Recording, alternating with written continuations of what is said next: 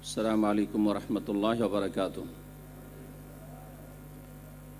इन्नल हम्दुलिल्लाह नहमदुहु व नस्तईनुहु व नस्तगफिरुह व नऊज़ु बिल्लाहि मिन शुरूरि अनफुसिना व मिन सय्यिआति अमालिना।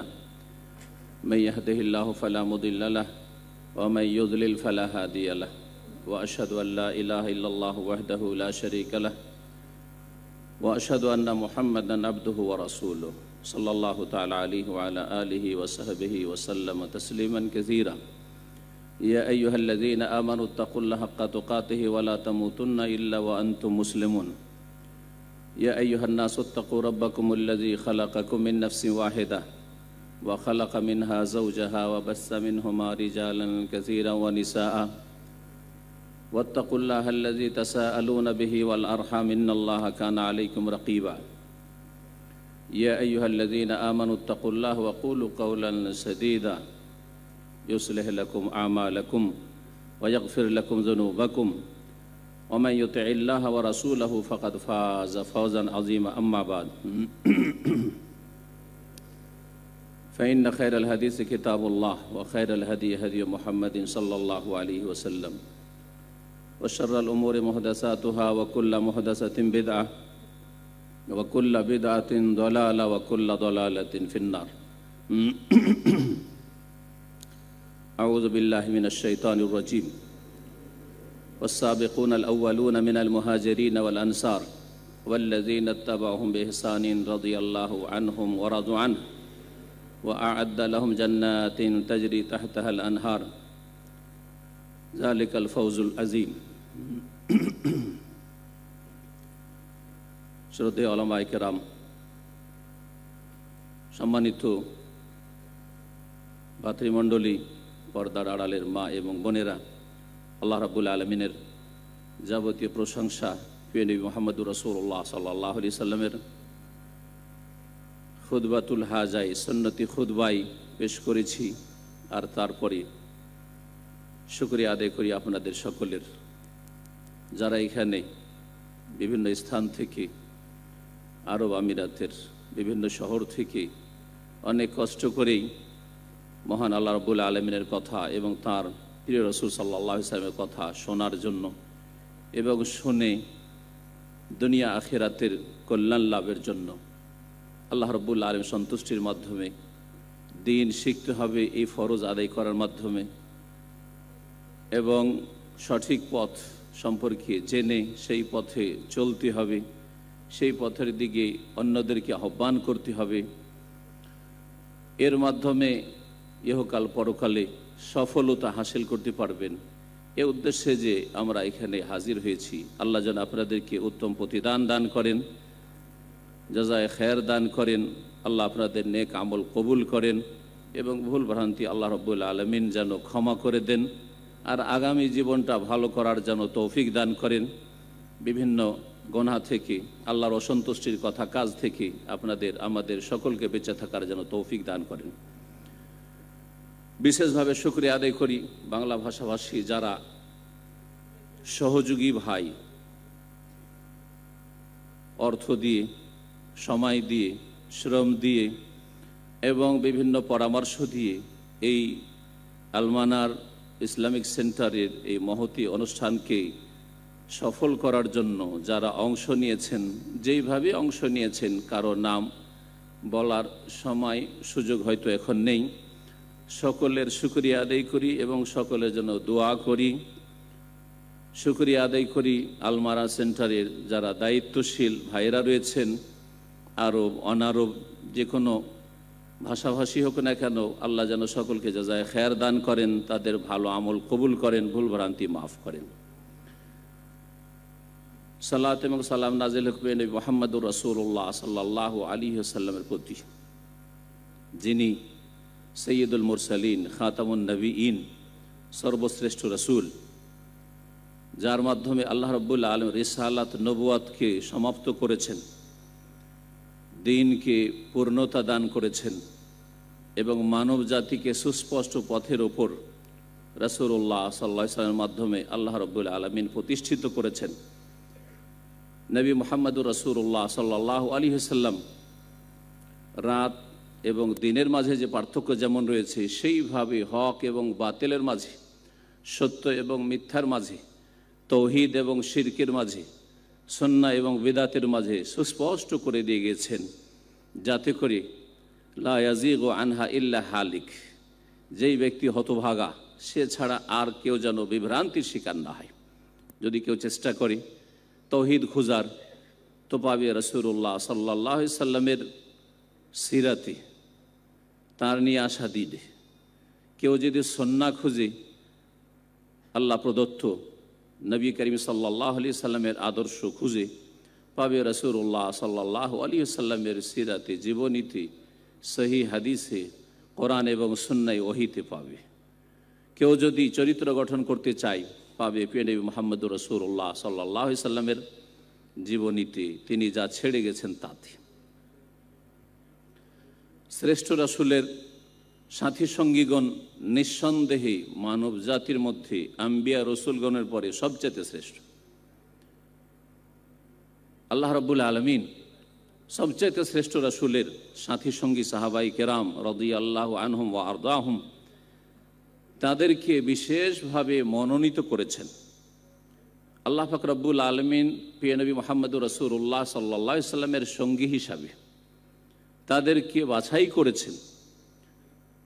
আর এটা কখনো হতে পারে না যে একজন সবচাইতে ভালো মানুষ, সবচাইতে শ্রেষ্ঠ মানুষ, তার সাথী সঙ্গীদের মধ্যে ত্রুটি থাকবে, তা ত্রুটিযুক্ত থাকবেন, বা তাদের আকিদা, আমলে, এবাদতে, বা তাদের নিয়তে, তাদের আখলাক চরিত্রে কোনো রকমের আপত্তিকর বিষয় থাকবে। যদি কেউ এইরকম ধারণা রাখে অথবা এইরকম কেউ তারা প্রচার করে অথবা কেউ মন্তব্য করে, তো জানতে হবে যে তার ঈমানে, তার আখলাকে, তার এবাদতে, তার দ্বীনেই সন্দেহ রয়েছে। খুব সুন্দর একটি বিষয় যেটা আজকের অনুষ্ঠানের জন্য আমাদের ভাইয়েরা চয়েস করেছেন, সেটা হচ্ছে সাহাবাই কেরামদের জীবনী, হায়াতুস সাহাবা।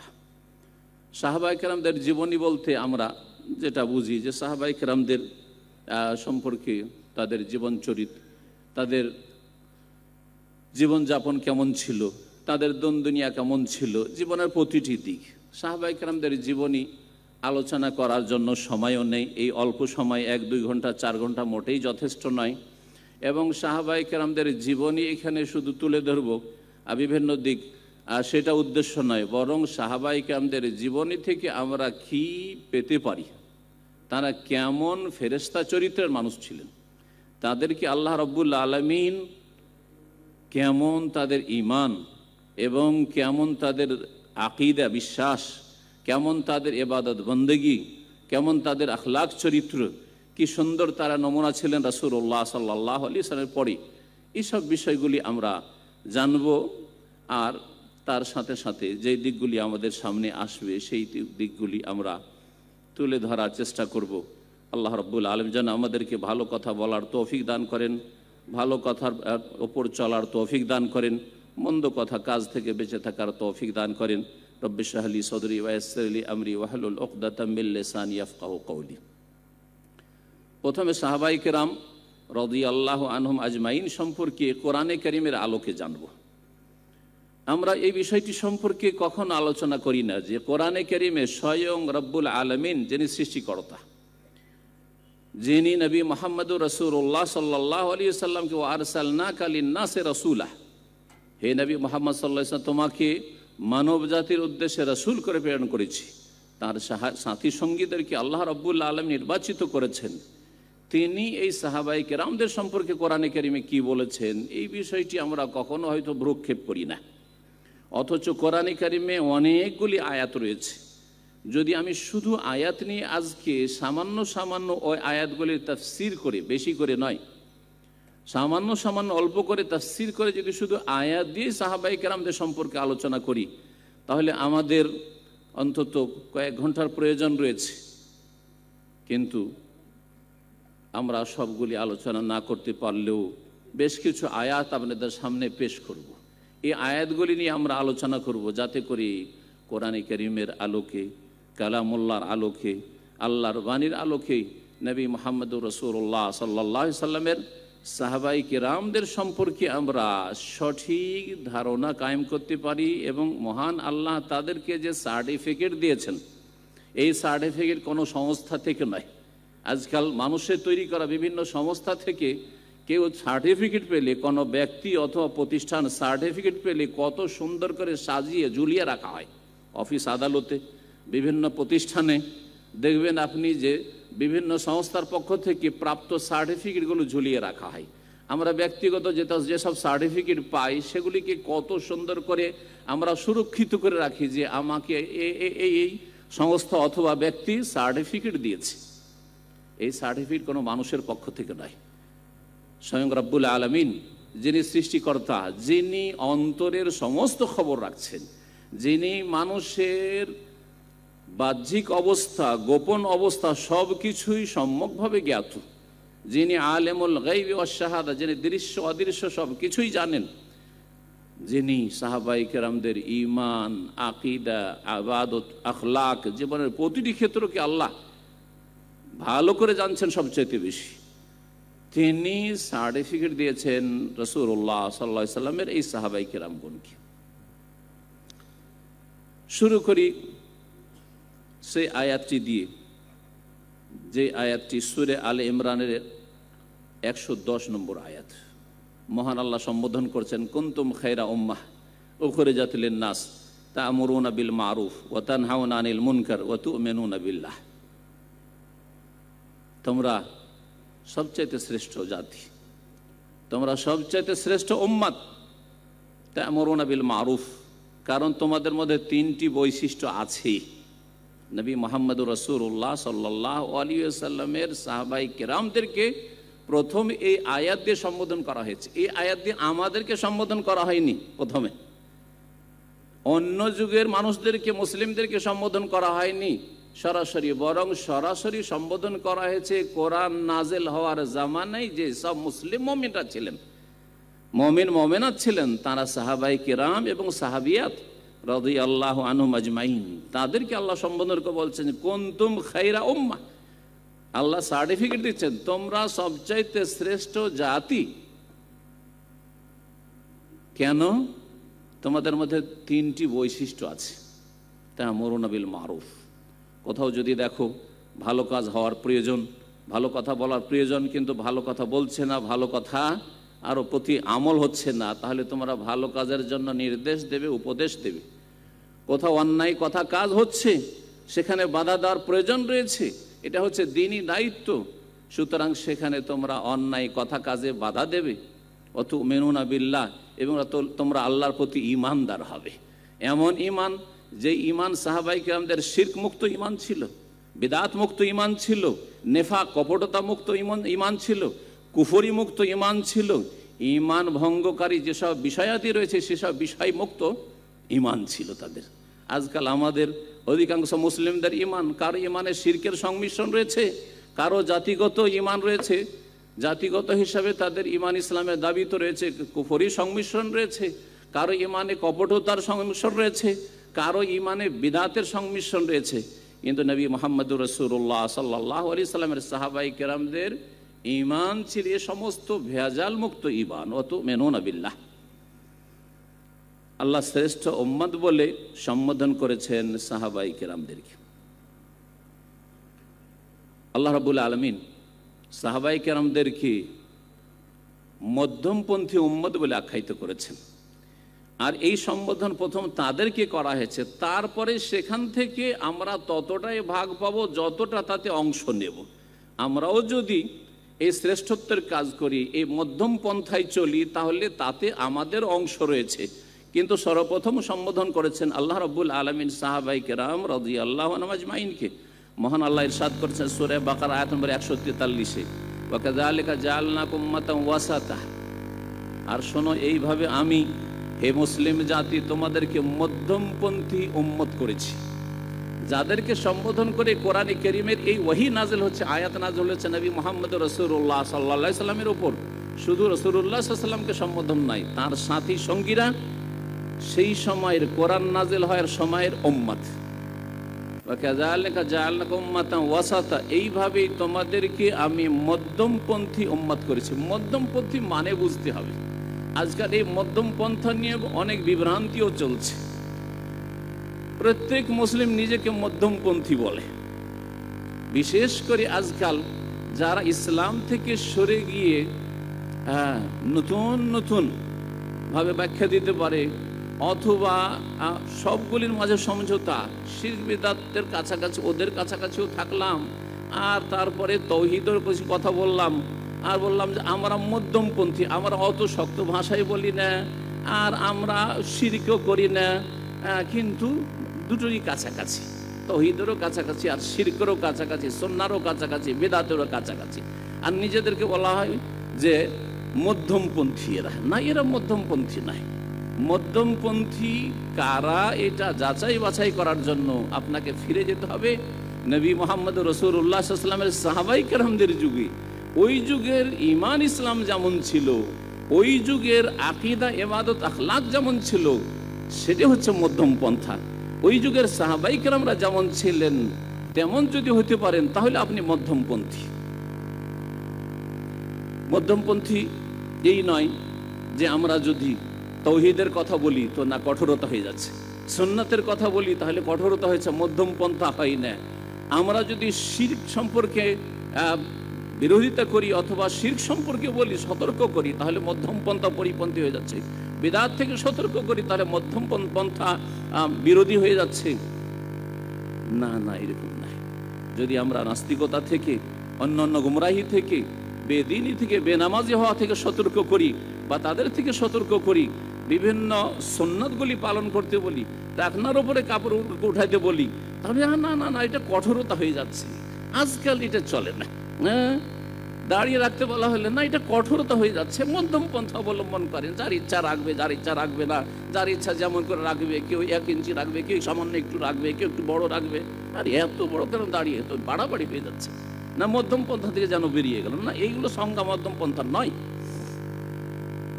কারণ সাহাবায়ে কেরামরা এইরকম বিভ্রান্ত মধ্যমপন্থী ছিলেন না, এরা হচ্ছে বিভ্রান্ত মধ্যমপন্থী।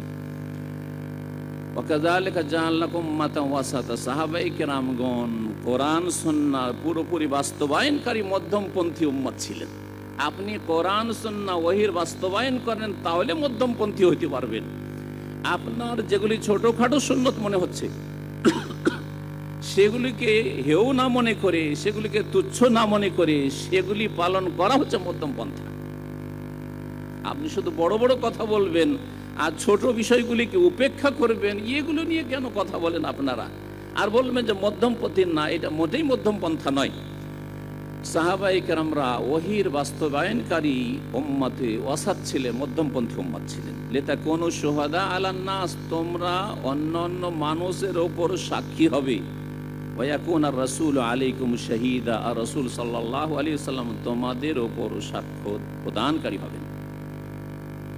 আল্লাহ রাব্বুল আলামিন সাহাবায়ে কেরামদের প্রশংসা করতে গিয়ে তারা রাসূলুল্লাহ সাল্লাল্লাহু আলাইহি ওয়াসাল্লামের ডাকে, রব্বুল আলামিনের ডাকে যে কোনো সময় ডাক পড়েছে আর সাড়া দিয়েছেন, বিনা বিলম্বে, বিনা অবহেলায়, বিনা কোনো বাহানা করাই এই প্রশংসা করেছেন। যেখানে ডাক দিয়েছেন, সুখের সময়, দুঃখের সময়, যে কোনো সময় ডাক দিয়েছেন। এই মর্মে সূরা আল ইমরানের আয়াত নম্বর 172 থেকে 74 দেখতে পারেন। এখানে বলা হয়েছে ওহদ যুদ্ধের পরে সাহাবায়ে কেরাম ক্ষতবিক্ষত, ওহদ যুদ্ধ শেষ করে বাড়ি পৌঁছেছেন মাত্র, নবী মুহাম্মদ রাসূলুল্লাহ সাল্লাল্লাহু আলাইহি ওয়াসাল্লাম বললেন যে দেখো, কাফেররা আবার ফিরে আসার জন্য চিন্তা ভাবনা করছে যে আমরা ছেড়ে কেন আসলাম, বাকিটাও সাফ করে দিয়ে চলে আসতাম, মদিনায় কেন ঢুকলাম না আমরা, সুতরাং তারা ফিরে আসতে পারে, চলো এক্ষুনি, বাড়িতে ঢোকা যাবে না, বেরিয়ে পড়ো। নবী মুহাম্মদ রাসূলুল্লাহ সাল্লাল্লাহু আলাইহি ওয়াসাল্লাম যখন ডাকলেন, এই ডাকে ওই অবস্থায় ক্ষতবিক্ষত, আহত, রক্ত ঝরছে, সাহাবায়ে কেরামগণ ডাকে সাড়া দিলেন। এই মর্মে প্রশংসা করছেন আল্লাহ পাক রব্বুল আলামিন, আল্লাযীনা ইসতাজাবু লিল্লাহি ওয়ার রাসূল মিন বাদি মা আসাবাহুমুল কারহু লিল্লাযীনা আহসানু মিনহুম ওয়াত্তাকাউ আজরুন আযীম। যারা আল্লাহর ডাকে সাড়া দিয়েছিল, রাসূলুল্লাহ সাল্লাল্লাহু আলাইহি ওয়াসাল্লাম ডাকে সাড়া দিয়েছিল, মিন বাদি মা আসাবাহুমুল কারহু, অথচ তার পূর্বেই তারা ক্ষতবিক্ষত হয়েছে, শরীর তাদের জখম হয়ে আছে, লিল্লাযিনা আহসানু মিনহুম, তাদের সৎকর্মশীলদের জন্য, ওয়াত্তাকাও, এবং তাদের যে তাকওয়ার জন্য আজরুন আজিম, মহাপুরস্কার রয়েছে। আল্লাযিনা ক্বালা লাহুমুন নাস, যাদেরকে এই সংবাদ দেওয়া হয়েছিল, ইন্নান নাসা কাদ জামাউ লাকুম, মক্কার মুশরিক কাফেররা আরো সেনাবাহিনী তৈরি করেছে তোমাদের উপর আক্রমণ করার জন্য। তাদেরকে ভয় দেখানো হয়েছিল, কিন্তু ফাজাদাহুম ঈমানা, তাদের ঈমান বৃদ্ধি পেয়েছিল। ওয়াকালু হাসবুনাল্লাহু ওয়া নি'মাল ওয়াকিল, এবং তারা বলেছিলেন যে আল্লাহ আমাদের জন্য যথেষ্ট এবং তিনি সর্বোত্তম কর্মবিধায়ক। আল্লাহ রাব্বুল আলামিন আর সূরা আনফালের আয়াত নম্বর ৭৪-এ সাহাবায়ে কেরামদের প্রশংসা করতে গিয়ে বলছেন, ওয়াল্লাযিনা আমানু ওয়া হাজারু ওয়া জাহাদু ফি সাবিলিল্লাহ, যারা ঈমান নিয়ে এসেছে, আল্লাহর রাস্তায় মক্কা থেকে মদিনা হিজরত করেছে, আল্লাহর রাস্তায় জিহাদ করেছে। ওয়াল্লাযিনা আওয়াও, যারা নিজেরা অন্যদেরকে আশ্রয় দিয়েছে, আনসার। ওয়া নাসারু, এবং দ্বীনের সাহায্য করেছে, রাসূলের সাহায্য করেছে। উলাইকা হুমুল মুমিনুনা হাক্কা, তারাই হচ্ছে সত্যিকার মুমিন, ঈমানদার। আল্লাহ বলছেন তারাই হচ্ছে মুমিন সত্যিকার, হাক্কান, হাক্কানি মুমিন। আর এক শ্রেণীর লোকেরা তাদের উপর আপত্তি তুলে, এক শ্রেণীর লোকদের লিখনি পড়লেই বেরিয়ে আসবেন অন্তরকে বিষাক্ত করে। সতর্ক করছি সেসব লিখনি থেকে, সতর্ক করছি, সাবধান করছি মুসলিম ভাই বোনদেরকে তাদের আলোচনা থেকে এবং তাদের লিখনি থেকে, তাদের বই পুস্তক থেকে, যারা সাহাবায়ে কেরামদের বিচার করতে বসে। সাহাবায়ে কেরামদের মধ্যে বিশেষভাবে তৃতীয় খলিফায়ে রাশেদ উসমান রাদিয়াল্লাহু তাআলা আনহু, মুআবিয়া রাদিয়াল্লাহু তাআলা আনহু, আমর ইবনে আস রাদিয়াল্লাহু আনহু, এইরকম সাহাবায়ে কেরামদের সম্পর্কে তারা আলোচনা সমালোচনায় লিপ্ত হয়। তাদের বই পুস্তক থেকে সাবধান, না হলে সহি সালামত ফিরে আসবেন না, আপনি দুনিয়া এবং আখিরাতের ফিতনায় লিপ্ত হবেন। আল্লাহ রাব্বুল তাদেরকে বলছেন মুমিন, আর কেউ যদি তাতে আপত্তি তুলে তাহলে তাদের কি অবস্থা হতে পারে একটু নিজেরাই চিন্তা করুন। উলাইকা হুমুল মুমিনুনা হাক্কা, যারা হিজরত করেছে, যারা আশ্রয় দিয়েছে, অর্থাৎ মুহাজিরিন, আনসার, আর তারাই হচ্ছে সাহাবায়ে কেরাম। সাহাবায়ে কেরাম হচ্ছেন দুই ভাগে বিভক্ত, হয় মুহাজিরিন আর না হয় আনসার। তারাই হচ্ছে সত্যিকার মুমিন। লাহুম মাগফিরাহ, তাদের জন্য ক্ষমার ঘোষণা রয়েছে। ওয়া রিজকুন কারীম, আর সম্মানজনক উপজীবিকা রয়েছে, রিজিক রয়েছে তাদের জন্য। সূরা তওবার আয়াত দিয়ে শুরু করেছিলাম, এখন ওই আয়াতের তাফসীর করি। মহান আল্লাহ ইরশাদ করছেন, ওয়াস-সাবিকুনাল আউয়ালুনা মিনাল মুহাজিরিনা ওয়াল আনসার, যারা অগ্রগামী ইসলামের ক্ষেত্রে, সময়ের দিক থেকে, ঈমানের দিক থেকে, আগ্রহের দিক থেকে, তারা মুহাজির হোক অথবা আনসার হোক। ওয়াল্লাযিনা তাবাউহুম বিইহসানিন, যদি মুহাজির আনসার না হতে পারেন তাহলে তাদের অনুসারী যদি হতে পারেন নিষ্ঠার সাথে, তাহলে এই দলে শামিল হতে পারবেন। আল্লাহ যেন আমাদের সকলকে সেই দলে শামিল হওয়ার তৌফিক দান করেন। আশা করি আমার কথা বুঝতে পেরেছেন। হয় মুহাজিরিন আর না হয় আনসার। আর সেই যুগ আর নেই, সেই যুগ শেষ হয়ে গেছে, সাহাবায়ে কেরামদের জামানা শেষ হয়ে গেছে। সুতরাং তারপরে কিয়ামত পর্যন্ত ইখলাসের সাথে, নিষ্ঠার সাথে, সৎ ব্যবহারের সাথে, সদাচরণের সাথে, ইহসানের সাথে যদি তাদের ওয়াল্লাযিনা তাবাউহুম বিইহসান, যদি তাদেরকে ফলো করতে পারেন, তাদের অনুসারী হতে পারেন, তাহলে এই দলে শামিল হতে পারবেন। মহান আল্লাহ তাদের সম্পর্কে বলছেন রাদিয়াল্লাহু আনহুম, তারা তাবেঈন হোক অথবা তাবা তাবেঈন হোক, অথবা তাদের পরে আইম্মায়ে কেরামদের জামানার লোকেরা হোক, অথবা আজকালকার জামানার কোরআন সুন্নাহর অনুসারী যারা সাহাবায়ে কেরামদের নিষ্ঠার সাথে অনুসরণ করে থাকে, তারাই হোক, কিয়ামত পর্যন্ত যে কোনো মুমিন সৎকর্মশীল আসুক না কেন, তারা এই ফজিলতে শামিল। আল্লাহ বলছেন রাদিয়াল্লাহু আনহুম, আল্লাহ তাদের উপর রাজি হয়ে গেছে। আল্লাহ রাজি হয়ে গেছে। আর আপনি যদি রাজি না হইতে পারেন, অসন্তুষ্ট থাকেন, না আপত্তি রয়েছে, না এইরকমটা কেন হইল, তাহলে আপনি আল্লাহর ফয়সালাতে অসন্তুষ্ট। রাদিয়াল্লাহু আনহুম, আল্লাহ তাদের উপর রাজি হয়ে গেছেন। ওয়া রাজু আনহু, এবং তারাও আল্লাহর উপর রাজি হয়ে গিয়েছে। সাহাবায়ে কেরামগণ আল্লাহর উপর তারা সন্তুষ্ট হয়ে গেছে। আল্লাহর উপর সন্তুষ্ট হওয়ার দুটি দিক রয়েছে। একটা দিক আমাদের দেশের লোকেরা বর্ণনা করে বা বুঝে, কিন্তু আর একটা দিক ফুটে ওঠে না তাদের সামনে। একটা হচ্ছে আল্লাহ তাদেরকে এত নিয়ামত দিয়েছেন ইন্তেকালের পরে, আর এত নিয়ামত তাদের জন্য প্রস্তুত করে রেখেছেন জান্নাতুল ফিরদাউসে, যে তারা আল্লাহর ওপর তাপে রাজি হয়ে যাবে। ওয়ারাদুয়ান, এটা একটা অর্থ, এটা সাধারণভাবে বর্ণনা করা হয় এই আয়াতের তাফসিরে। কিন্তু আরেকটি তাফসির আছে, সেটা হচ্ছে দুনিয়াতেই সাহাবায়ে কেরামগণ যে কোনো প্রতিকূল অবস্থায় আল্লাহর ফয়সালার ওপর, তকদিরের ওপর, ভাগ্যের ওপর, সুখে দুঃখে শোকে দুর্দিনেও আল্লাহর ফয়সালার উপর তারা সন্তুষ্টি প্রকাশ করেছেন, রাজি থেকেছেন। হতাহত হয়েছেন, রাজি থেকেছেন। ক্ষতিগ্রস্ত হয়েছেন, রাজি থেকেছেন। সুখেও রাজি থেকেছেন, দুঃখেও রাজি থেকেছেন। যে কোনো অবস্থায় আল্লাহর ফয়সালায় রাজি থেকেছেন। এটা একটি এমন গুণ যেটা আজকাল মুসলিম সমাজের পাওয়া যায় না বললে ভুল হবে না। আপনাকে যখন আল্লাহ নিয়ামত দেন খুব খুশি কিন্তু আল্লাহর উপর, তাই না?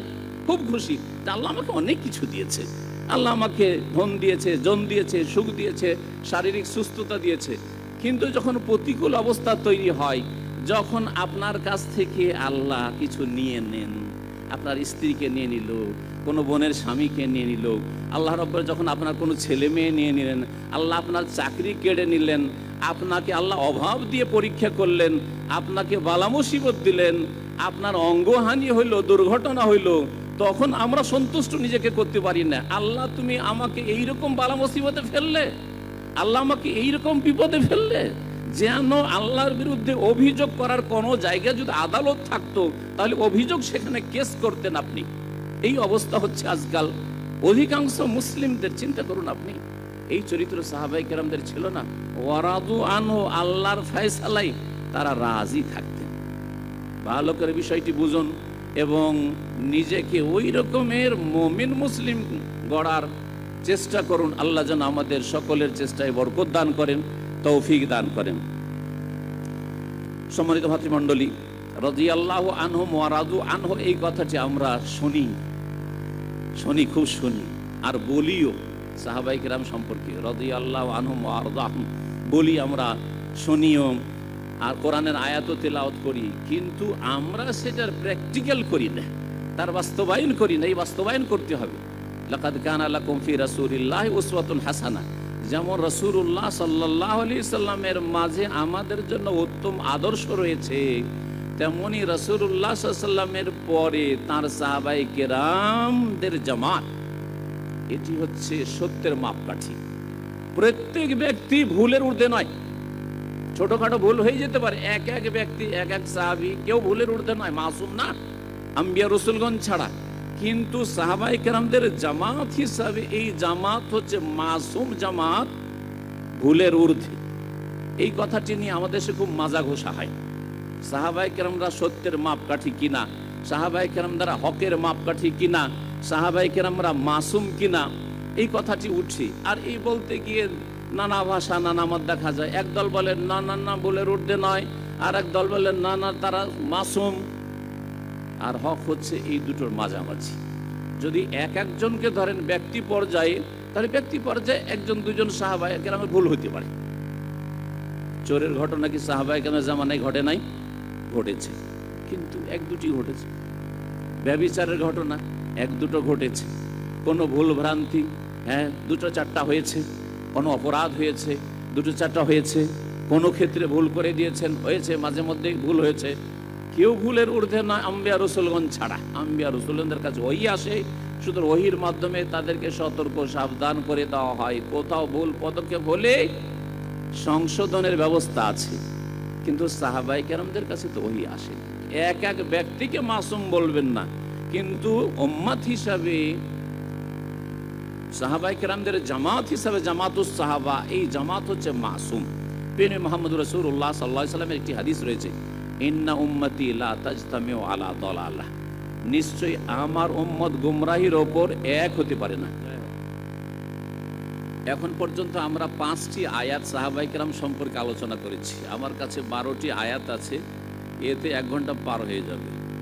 তো হয়তো সবগুলি আয়াত আলোচনা না করে আমরা কিছু হাদিসের কথা, কিছু আইম্মায়ে কেরামদের উক্তি আলোচনা করবো ইনশাআল্লাহ। আলোচনায় ছিলাম সূরা তওবার আয়াত নম্বর 100। আল্লাহ রাব্বুল আলামিন মুহাজিরিন আনসার তাদের প্রশংসা করতে গিয়ে বলছেন, এবং তাদের যারা সত্যিকার অনুসারী তাদের রাদিয়াল্লাহু আনহুম ওয়া রাদওয়ান, আল্লাহ তাদের উপর রাজি হয়ে গেছেন এবং তারা আল্লাহর উপর রাজি হয়ে গেছেন। ওয়া আ'আদ্দা লাহুম জান্নাত, তাদের জন্য বহু বাগান বিশিষ্ট জান্নাত তৈরি করে রেখেছেন। তাজরি তাহতাহাল আনহার, যা নিম্নদেশে বহু নহর প্রবাহিত রয়েছে। খালিদিনা ফিহা আবাদা, সেখানে তারা চিরস্থায়ী হবে। যালিকাল ফাউজুল আযীম, আর এটি হচ্ছে মহা সাফল্য। মহা সাফল্য এই নয় যে দুনিয়ার ক্ষেত্রে আপনি কত ওপরে পৌঁছিতে পেরেছেন, দুনিয়ায় কত খ্যাতি লাভ করতে পেরেছেন বা কত ক্ষমতা অর্জন করতে পেরেছেন। ফৌজুল আজিম, মহা সাফল্য হচ্ছে জান্নাত হাসিল করা। আল্লাহ যেন আমাদের সকলকে জান্নাতুল ফিরদৌস দান করেন। সাহাবাই কেরামদেরকে আল্লাহ জান্নাতি বলে, মুহাজিরিন আনসার সকলকে জান্নাতি বলে ঘোষণা করলেন আল্লাহ রাব্বুল আলামিন। জান্নাত তাদের জন্য তৈরি আছে আল্লাহ বললেন, আল্লাহ রাজি হয়ে গেছেন, এসব কথা আল্লাহর ঘোষণা। তারপরে সূরা ফাতহের আয়াত নম্বর 4 এবং 10, এই আয়াতগুলি সূরা আল ফাতহ, ইন্না ফাতাহনা লাকা ফাতহাম মুবিনা, এই সূরায় সাহাবায়ে কেরামদের সম্পর্কে বেশ কিছু আয়াত রয়েছে। আয়াত নম্বর 4 এবং 10 তুলে ধরবো কিছুটা অংশ। আল্লাহ বলছেন, হুয়াল্লাযী আনজালাস সাকিনাতা ফী কুলুবিল মুমিনিন, আল্লাহ সেই সত্তা যিনি প্রশান্তি নাজিল করেছেন মুমিনদের অন্তরে। এই মুমিন যাদের কথা আলোচিত হচ্ছে তারা সাহাবায়ে কেরাম। হুদাইবিয়ার সময় সেখানে হাজির ছিলেন তারা, হুদাইবিয়ার সন্ধিতে। মক্কা সফরে যাচ্ছিলেন তারা, ওমরা করার জন্য বাধাপ্রাপ্ত হলেন। তাদের প্রশংসা এবং তাদের সাথী সঙ্গী সাহাবায়ে কেরাম মুহাজিরিন আনসারদের প্রশংসা করতে আল্লাহ বলছেন যে আল্লাহ তাদের অন্তরে প্রশান্তি নাজিল করেছেন। লিয়াজদাদু ঈমানাম মা ঈমানিহিম, যাতে করে তাদের ঈমানের সাথে আরো ঈমান বৃদ্ধি হয়। ওয়ালিল্লাহি জুনুদুস সামাওয়াতি ওয়াল আরদ, আকাশ এবং জমিনের সেনাবাহিনী আল্লাহর হাতে রয়েছে। ওয়া কানাল্লাহু আলিমান হাকীমা। তারপরে আয়াত নম্বর 10 আল্লাহ বলছে, ইন্নাল্লাযীনা ইউবাইউনাকা, হে নবী, যারা তোমার সাথে শপথ গ্রহণ করছে, তোমার কাছে এসে বায়াত করছে। নবী করিম সাল্লাল্লাহু আলাইহি ওয়াসাল্লামের সাথে বায়াত করছেন সাহাবায়ে কেরামগণ হুদাইবিয়ায়। কি জন্য? যে ওসমান রাদিয়াল্লাহু তাআলা আনহুকে বন্দী করা হয়েছে এবং একটি খবর গুজব রটেছে যে তাকে মক্কার কাফেররা হত্যাও করে দিয়েছে। এর প্রতিশোধ নিতে হবে এবং এর বিরুদ্ধে যা রাসূলুল্লাহ সাল্লাল্লাহু আলাইহি ওয়াসাল্লামের ফয়সালা হবে, হুকুম হবে, তা তারা করবেন। যারা এই বায়াত নিচ্ছে তোমার কাছে, ইন্নামা ইউবাইউনা আল্লাহ, তারা আল্লাহর সাথে বায়াত করছে, আল্লাহর সাথেই তারা বায়াত করছে। ইয়াদুল্লাহি ফাওকা আইদিহিম, তাদের হাতের ওপর মহান আল্লাহর হাত রয়েছে। ইয়াদুল্লাহি ফাওকা আইদিহিম, এটি প্রশংসা সাহাবায়ে কেরামদের। এটি পীর ধারার পীর মুরিদের বায়াতের দলিল নয়। কোরআনের অপব্যাখ্যা করে, ওহীর ভুল ব্যাখ্যা করে, আর কোরআনের ভুল ব্যাখ্যা দিয়ে মানুষকে কিভাবে গোমরা করা হচ্ছে চিন্তা করুন। যে প্রেক্ষাপট কি, আর আলোচ্য বিষয় কি, তাদের উদ্দেশ্য কি, আর আপনাদের উদ্দেশ্য কি? আপনাদের উদ্দেশ্য হচ্ছে আপনাদের ধর্মীয় ব্যবসা, আর সাহাবায়ে কেরামদের উদ্দেশ্য ছিল আল্লাহর সন্তুষ্টি, পরকালের মুক্তি। তো এই বিষয়গুলি যাতে করে আমরা স্পষ্ট বুঝতে পারি, আল্লাহ যেন আমাদেরকে তৌফিক দান করেন। আরও আয়াত রয়েছে সূরাতুল ফাতহের আয়াত নম্বর 18, তাতে মহান আল্লাহ ইরশাদ করেছেন, লাকাদ রাদিয়াল্লাহু আনিল মুমিনিন, আল্লাহ সেই সব মুমিন মুসলিমদের উপর রাজি হয়ে গেছেন। ইয ইউবাইউনাকা তাহতাশ শাজার, হে নবী, যখন তারা বায়াত করেছিল গাছের নিচে, বড়ই গাছের নিচে বায়াত করেছিল, সেটা ছিল এই হুদাইবিয়ায়। আল্লাহর সন্তুষ্টির ঘোষণা আল্লাহ করে দিলেন। তারপরে বলছেন, ফাআলিমা মা ফি কুলুবিহিম, তাদের অন্তরের অবস্থা আল্লাহ জেনে গেছেন, আল্লাহ জানছেন তাদের অন্তরের অবস্থা। এই জন্য আল্লাহ রাজি, অগ্রিম রাজির ঘোষণা আল্লাহ করছেন, অগ্রিম সন্তুষ্টির ঘোষণা করছেন। আর এক শ্রেণীর পথভ্রষ্টরা জেনে নিল যে না, এরা নাকি, এদের মধ্যে ইসলামই ছিল না, আর এরা কেউ নাকি ইসলামই ছিল না, ইসলামের বাইরে চলে গেছে, এরা নাকি সমস্ত ফিতনার মূল, নাউজুবিল্লাহ। এই সব কথা ইসলামের নামে, ধর্মের নামে ছড়িয়ে আছে, আপনারা জানেন, যেগুলি থেকে সতর্ক সাবধান করছি। ফাআনজালাস সাকিনাতা ফি কুলুবি আলাইহিম, তাদের উপর আল্লাহ প্রশান্তি নাজিল করলেন। ওয়া আসাবাহুম ফাতহান করিবা, এবং তাদেরকে আসন্ন বিজয় দান করলেন। 6ষ্ঠ হিজরিতে হুদাইবিয়ার সন্ধি হইল, আর 8ম হিজরিতে মক্কা বিজয়, ফাতহে মক্কা হইল। যেদিকে আল্লাহ ইঙ্গিত করে বলছেন ওয়া আসাবাহুম ফাতহান করিবা, আসন্ন বিজয় তাদের জন্য রয়েছে। তারপরে 8 নম্বর আয়াত আপনাদের সামনে পেশ করি, সূরাতুল ফাতহের আয়াত নম্বর 29। আল্লাহ পাক ইরশাদ করেছেন, মুহাম্মাদুর রাসূলুল্লাহ ওয়াল্লাযীনা মাআহু আশিদ্দাউ আলাল কুফফারি রুহামাউ বাইনাহুম। মুহাম্মদ আল্লাহর রাসূল সাল্লাল্লাহু আলাইহি ওয়াসাল্লাম, ওয়াল্লাযীনা মাআহু এবং তার সাথে যারা রয়েছেন, সাহাবায়ে কেরাম, মুহাজিরিন, আনসার, যারা রয়েছেন সাহাবায়ে কেরামদের আল্লাহ প্রশংসা করছেন। আশিদ্দাউ আলাল কুফফার, এরা কাফেরদের ক্ষেত্রে শক্ত, কুফরির ক্ষেত্রে, শিরকের ক্ষেত্রে, গোমরাহির ক্ষেত্রে এরা শক্ত। আশিদ্দাউ আলাল কুফফার, কাফেরদের ক্ষেত্রে শক্ত কেন? এই জন্য শক্ত যে তারা আল্লাহর বিরোধী, আল্লাহর দ্বীন বিরোধী, আল্লাহ রাব্বুল আলামিনের সাথে শত্রুতা ঘোষণা করেছে। আল্লাহ যিনি সৃষ্টি করেছেন তাদেরকে, তাকে রব হিসাবে, তাকে মাবুদ হিসাবে মেনে নিতে তারা চায় না। সেই জন্য তারা এক্ষুনি যদি তারা আল্লাহকে রব হিসাবে মেনে নেয়, তাহলে তারা আমাদের ভাই। আল্লাহ বলছেন যে সাহাবায়ে কেরামদের চরিত্র হচ্ছে আশিদ্দাউ আলাল কুফফার, কাফেরদের ক্ষেত্রে তারা শক্ত, রুহামাউ বাইনাহুম এবং আপোষে তারা অত্যন্ত দয়াশীল, আপোষে অত্যন্ত দয়াশীল। আমরা আজকাল মুসলিমরা নিজের ঘরের লোকের ক্ষেত্রে শক্ত, সে ঘরের লোক আপনার পরিবারের লোক হোক অথবা আপনার আত্মীয় স্বজনের ক্ষেত্রে আপনার ভূমিকা খুব শক্ত ভূমিকা, কিন্তু অপরের ক্ষেত্রে আপনি ভিজা বিড়াল হয়ে যাচ্ছেন। আপনি এইরকমই যারা শিরক বিদআতে লিপ্ত রয়েছে তাদের ক্ষেত্রে না না না না ওসব বলিয়েন না, ওইসব করলে ঝামেলা হবে, ফিতনা হবে, শিরক বিদআতের বিরুদ্ধে বলবেন না। কিন্তু আপোষে ছোটখাটো মাসলা মাসাইলের ইখতিলাফ রয়েছে, ফিকহি ইখতিলাফ রয়েছে, সেই নিয়ে এত বাড়াবাড়ি যে একেবারে পর করে দিয়েছেন যেন এরা আমার মুসলিম উম্মার লোকই নাই। তারপরে আরো প্রশংসা করছেন আল্লাহ রাব্বুল আলামিন, তারাহুম রুকআন সুজ্জাদ। এই তো আখলাক চরিত্রের প্রশংসা ছিল, ইবাদতের প্রশংসা শুনে আল্লাহ প্রশংসা করছেন এই সাহাবায়ে কেরামদেরকে, নবীর সাথী সঙ্গীদেরকে দেখবে রুকআন সুজ্জাদা, কখনো রুকু অবস্থায়, কখনো সিজদা অবস্থায়, কখনো ফরজ নামাজে, কখনো সুন্নতে, কখনো সারা রাত তাহাজ্জুদ। তাদের সম্পর্কে খুব সুন্দর ভাষা আইম্মায়ে কেরামগণ বলেছেন, অনেকেই সালাফগণ বলেছেন, রহবানুল লাইলি ওয়া ফুরসানুন নাহার, রাতের তারা ইবাদত গুজার হয়ে যেতেন, আর দিনে তারা রণক্ষেত্রের তারা যোদ্ধা হয়ে যেতেন, আল্লাহর রাস্তার যোদ্ধা। এই ছিল তাদের চরিত্র। আজকাল ভাগ করে দিয়েছি, যদি আপনি ইবাদত বন্দি করেন তো দুনিয়ার সাথে কোনো সম্পর্ক নেই, আর যদি দুনিয়ার সাথে সম্পর্ক থাকে তাহলে ইবাদতের সাথে কোনো সম্পর্ক নেই, ধর্মের সাথে কোনো সম্পর্ক নেই। জি, ভাগ করে দিয়েছি। দুনিয়াওয়ালারা দুনিয়া করতে আছে, আর ইবাদতকারীরা তাদের দৌড় মসজিদে সীমিত করে দিয়েছেন। না, এটা ইসলাম নয়। সাহাবায়ে কেরামদের ইসলাম ছিল দুনিয়া, ইহকাল, পরকাল দুটোকে একত্রে নিয়ে চলা। রব্বানা আতিনা ফিদ দুনিয়া হাসানা ওয়া ফিল আখিরাতি হাসানা ওয়া কিনা আযাবান নার। তারপরে বলছেন ইয়াবতাগুনা ফাদলাম মিনাল্লাহি ওয়া রিদওয়ানা, আল্লাহর সন্তুষ্টি এবং অনুগ্রহ তারা সন্ধান করে। আরো প্রশংসা করছেন সাহাবায়ে কেরামদের উদ্দেশ্য হচ্ছে আল্লাহর অনুগ্রহ তলব করা এবং তার সন্তুষ্টি তলব করা। সীমাহুম ফি ওজুহিহিম, তাদের চেহারা, মুখমণ্ডল দেখলে তাদের উজ্জ্বল চেহারা, তাদের নূরানি চেহারা, তাদের মাথায়, তাদের কপালে যে দেখবে দাগ সিজদায়, লম্বা লম্বা সিজদায় পড়ে থাকার কারণে, সীমাহুম ফি ওজুহিহিম মিন আসারিস সুজুদ, সিজদার কারণে তাদের চেহারা উজ্জ্বল হয়ে যায়। তাদের চেহারা দেখলে চেনা যায় যে এরা কত আল্লাহ ভীরু ছিলেন। তারপরে সাহাবায়ে কেরামদের সম্পর্কে আরো আল্লাহ বলছেন, ওমা ইউশাকিকির রাসূল মিন বাদি মা তাবায়্যানা লাহুল হুদা ওয়া ইয়াত্তাবি গায়রা সাবিলিল মুমিনিন নুআল্লিহি মা তাওয়াল্লা ওয়া নুসলিহি জাহান্নাম ওয়া সাআত মাসীরা, সূরা নিসার আয়াত নম্বর 115। এতে বলা হয়েছে সাহাবায়ে কেরামদেরকে সত্যের মাপকাঠি, রাসূলের যা বিরুদ্ধাচরণ করবে সাল্লাল্লাহু আলাইহি ওয়াসাল্লাম, মিন বাদি মা তাবায়্যানা লাহুল হুদা, হেদায়েতের পথ স্পষ্ট হয়ে যাওয়ার পরে, ওয়ায়াত্তাবি গায়রা সাবিলিল মুমিনিন, মুমিনদের রাস্তা ছাড়া, মুমিনদের রাস্তা বাদ দিয়ে অন্য রাস্তার যারা অনুসরণ করবে।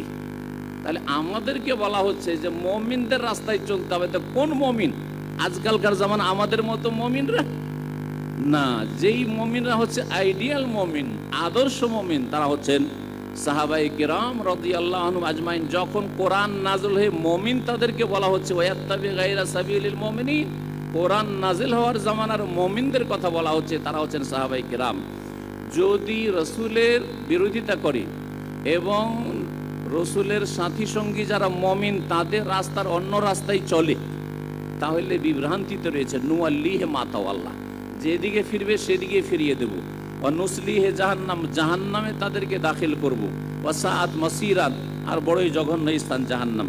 10টি আয়াত দিয়ে শেষ করছে। আর একটি আয়াত দিয়ে সূরা বাকারা আয়াত নম্বর 137, তাতে মহান আল্লাহ ইরশাদ করছেন আমাদেরকে ঈমান নিয়ে আসতে হবে। আমাদের ঈমান আমল আখলাক হইতে হবে কেমন? এই ক্ষেত্রে মাপকাঠি হচ্ছে সাহাবায়ে কেরাম। বলছেন ফাইন আমানু বেমিসলে মা আমানতুম বিহি, তারা যদি ঈমান নিয়ে আসে তোমাদের মতো ঈমান হে সাহাবায়ে কেরামগণ। ফাইন আমানু, পরের লোকেরা যদি ঈমান নিয়ে আসে তোমাদের মতো ঈমান, তাহলে বোঝা গেল যে সাহাবায়ে কেরামদের জামানার যে ইসলাম ছিল সেই ইসলাম খুঁজতে হবে আপনাকে। সাহাবায়ে কেরামদের ইসলাম শিরক মুক্ত ইসলাম ছিল, বিদআত মুক্ত ইসলাম ছিল। প্রত্যেকটি মাসলা মাসাইলের ক্ষেত্রে তারা দলিল খুঁজতেন, দলিল ভিত্তিক ইসলাম ছিল। অন্ধ অনুকরণ ছিল না, অন্ধ ভক্তি ছিল না, বরং যে কোনো সমস্যায় রাসূলুল্লাহ সাল্লাল্লাহু আলাইহি সাল্লামের কাছ থেকে সমাধান খুঁজতেন। হয় কোরআনে কারীমের সমাধান খুঁজতেন, আর না পেলে রাসূলুল্লাহ সাল্লাল্লাহু আলাইহি সাল্লামের কাছে সমাধান খুঁজতেন। রাসূলুল্লাহ সাল্লাল্লাহু আলাইহি সাল্লাম ইন্তেকালের পরে সিনিয়র সাহাবাইদের কাছ থেকে জুনিয়র সাহাবায়ে কেরামরা সমাধান খুঁজতেন যে রাসূলুল্লাহ সাল্লাল্লাহু আলাইহি সাল্লাম থেকে আপনারা কি জেনেছেন। সাহাবায়ে কেরাম থেকে তাবেঈনরা সমাধান নিতেন। এইভাবেই এই যেটি সঠিক ইসলাম, যেটা খাঁটি ইসলাম, সেটা মানুষের কাছে পৌঁছেছে। আর যুগের আবর্তন বিবর্তনে তাতে সংমিশ্রণ হয়েছে ভুলভ্রান্তির আর বিভ্রান্তির আর বাতিলের। আল্লাহ পাক যেন আমাদেরকে সেই পথে চলার তৌফিক দান করেন। বলছেন যদি তারা ঈমান নিয়ে আসে সাহাবায়ে কেরামদের তোমাদের মতো ঈমান, ফাঁকা দিয়ে দাও, তাহলেই তারা হেদায়েত পাবে। তাহলে বোঝা গেল যে আপনার ইসলাম যদি সাহাবায়ে কেরামদের মতো ইসলাম হয় তাহলে আপনি হেদায়েত প্রাপ্ত। আর যদি আপনার ইসলামে বিদআত আছে, আপনার ইসলামে শিরক আছে, আপনার ইসলামে মাজারের খেদমত আছে, আপনার ইসলামে আপনার এই রকম মেলা বিষয় রয়েছে যেগুলি বুঝতে পারছেন নবী সাল্লাল্লাহু আলাইহি ওয়াসাল্লামের সাহাবায়ে কেরাম জামানায় খুঁজে পাচ্ছেন না।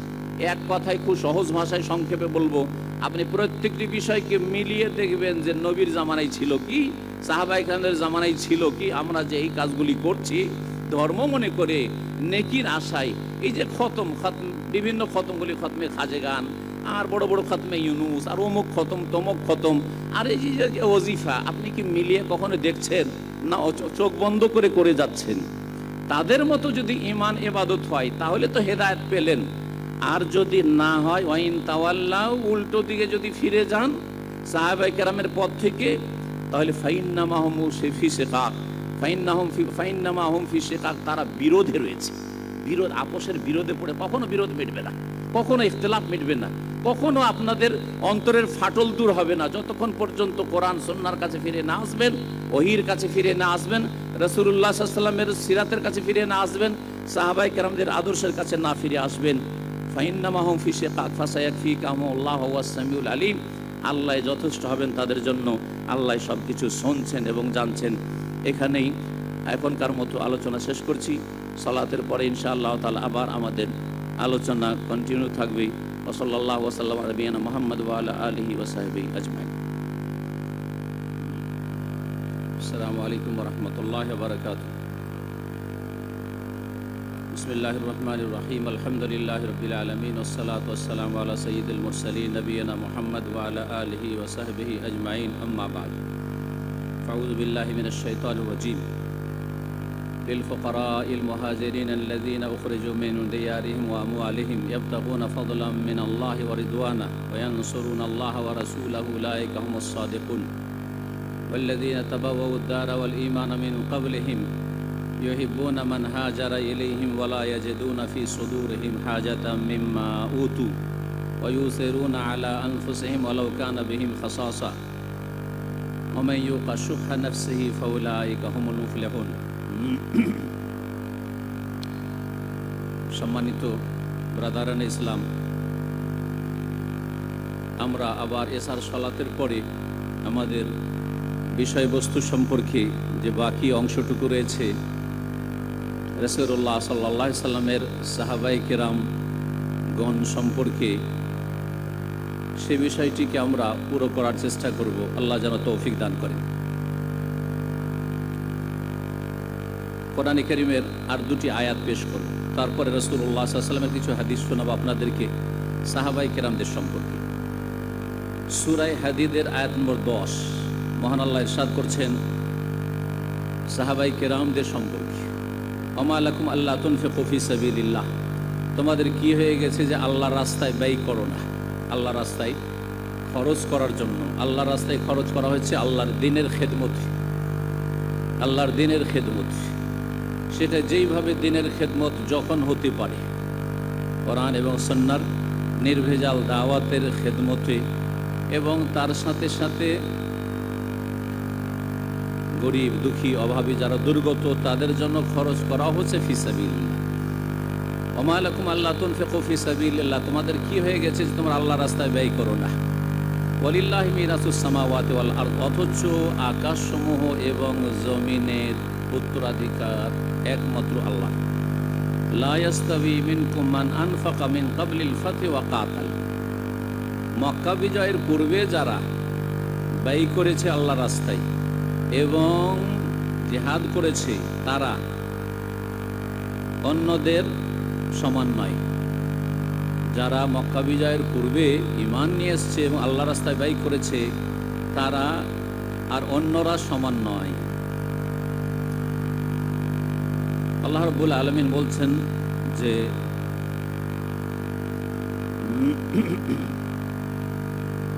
লা ইয়াস্তাবি মিনকুম মান আনফাকা মিন ক্বাবলিল ফাতহি ওয়া কাতাল উলাইকা আযমু দারাজাতাম মিনাল্লাযিনা আনফাকু মিন বাদ, যারা মক্কা বিজয়ের আগে খরচ করেছে তারা যারা পরে খরচ করেছে দ্বীনের রাস্তায়, যারা পরে দ্বীনের জন্য কোরবানি দিয়েছে তাদের তুলনায় মর্যাদার ক্ষেত্রে ওপরে।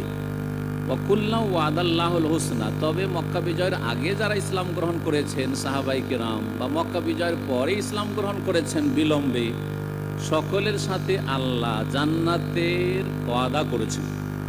আল হুসনা হচ্ছে আল জান্নাহ, কল্যাণের ওয়াদা আল্লাহ রাব্বুল করেছেন। আল্লাহর প্রতিশ্রুতি রয়েছে সাহাবায়ে কেরাম তারা প্রথম দিকে ইসলাম গ্রহণ করুক অথবা শেষকালে ইসলাম গ্রহণ করুক, সকলের সাথে আল্লাহর কল্যাণের ওয়াদা রয়েছে।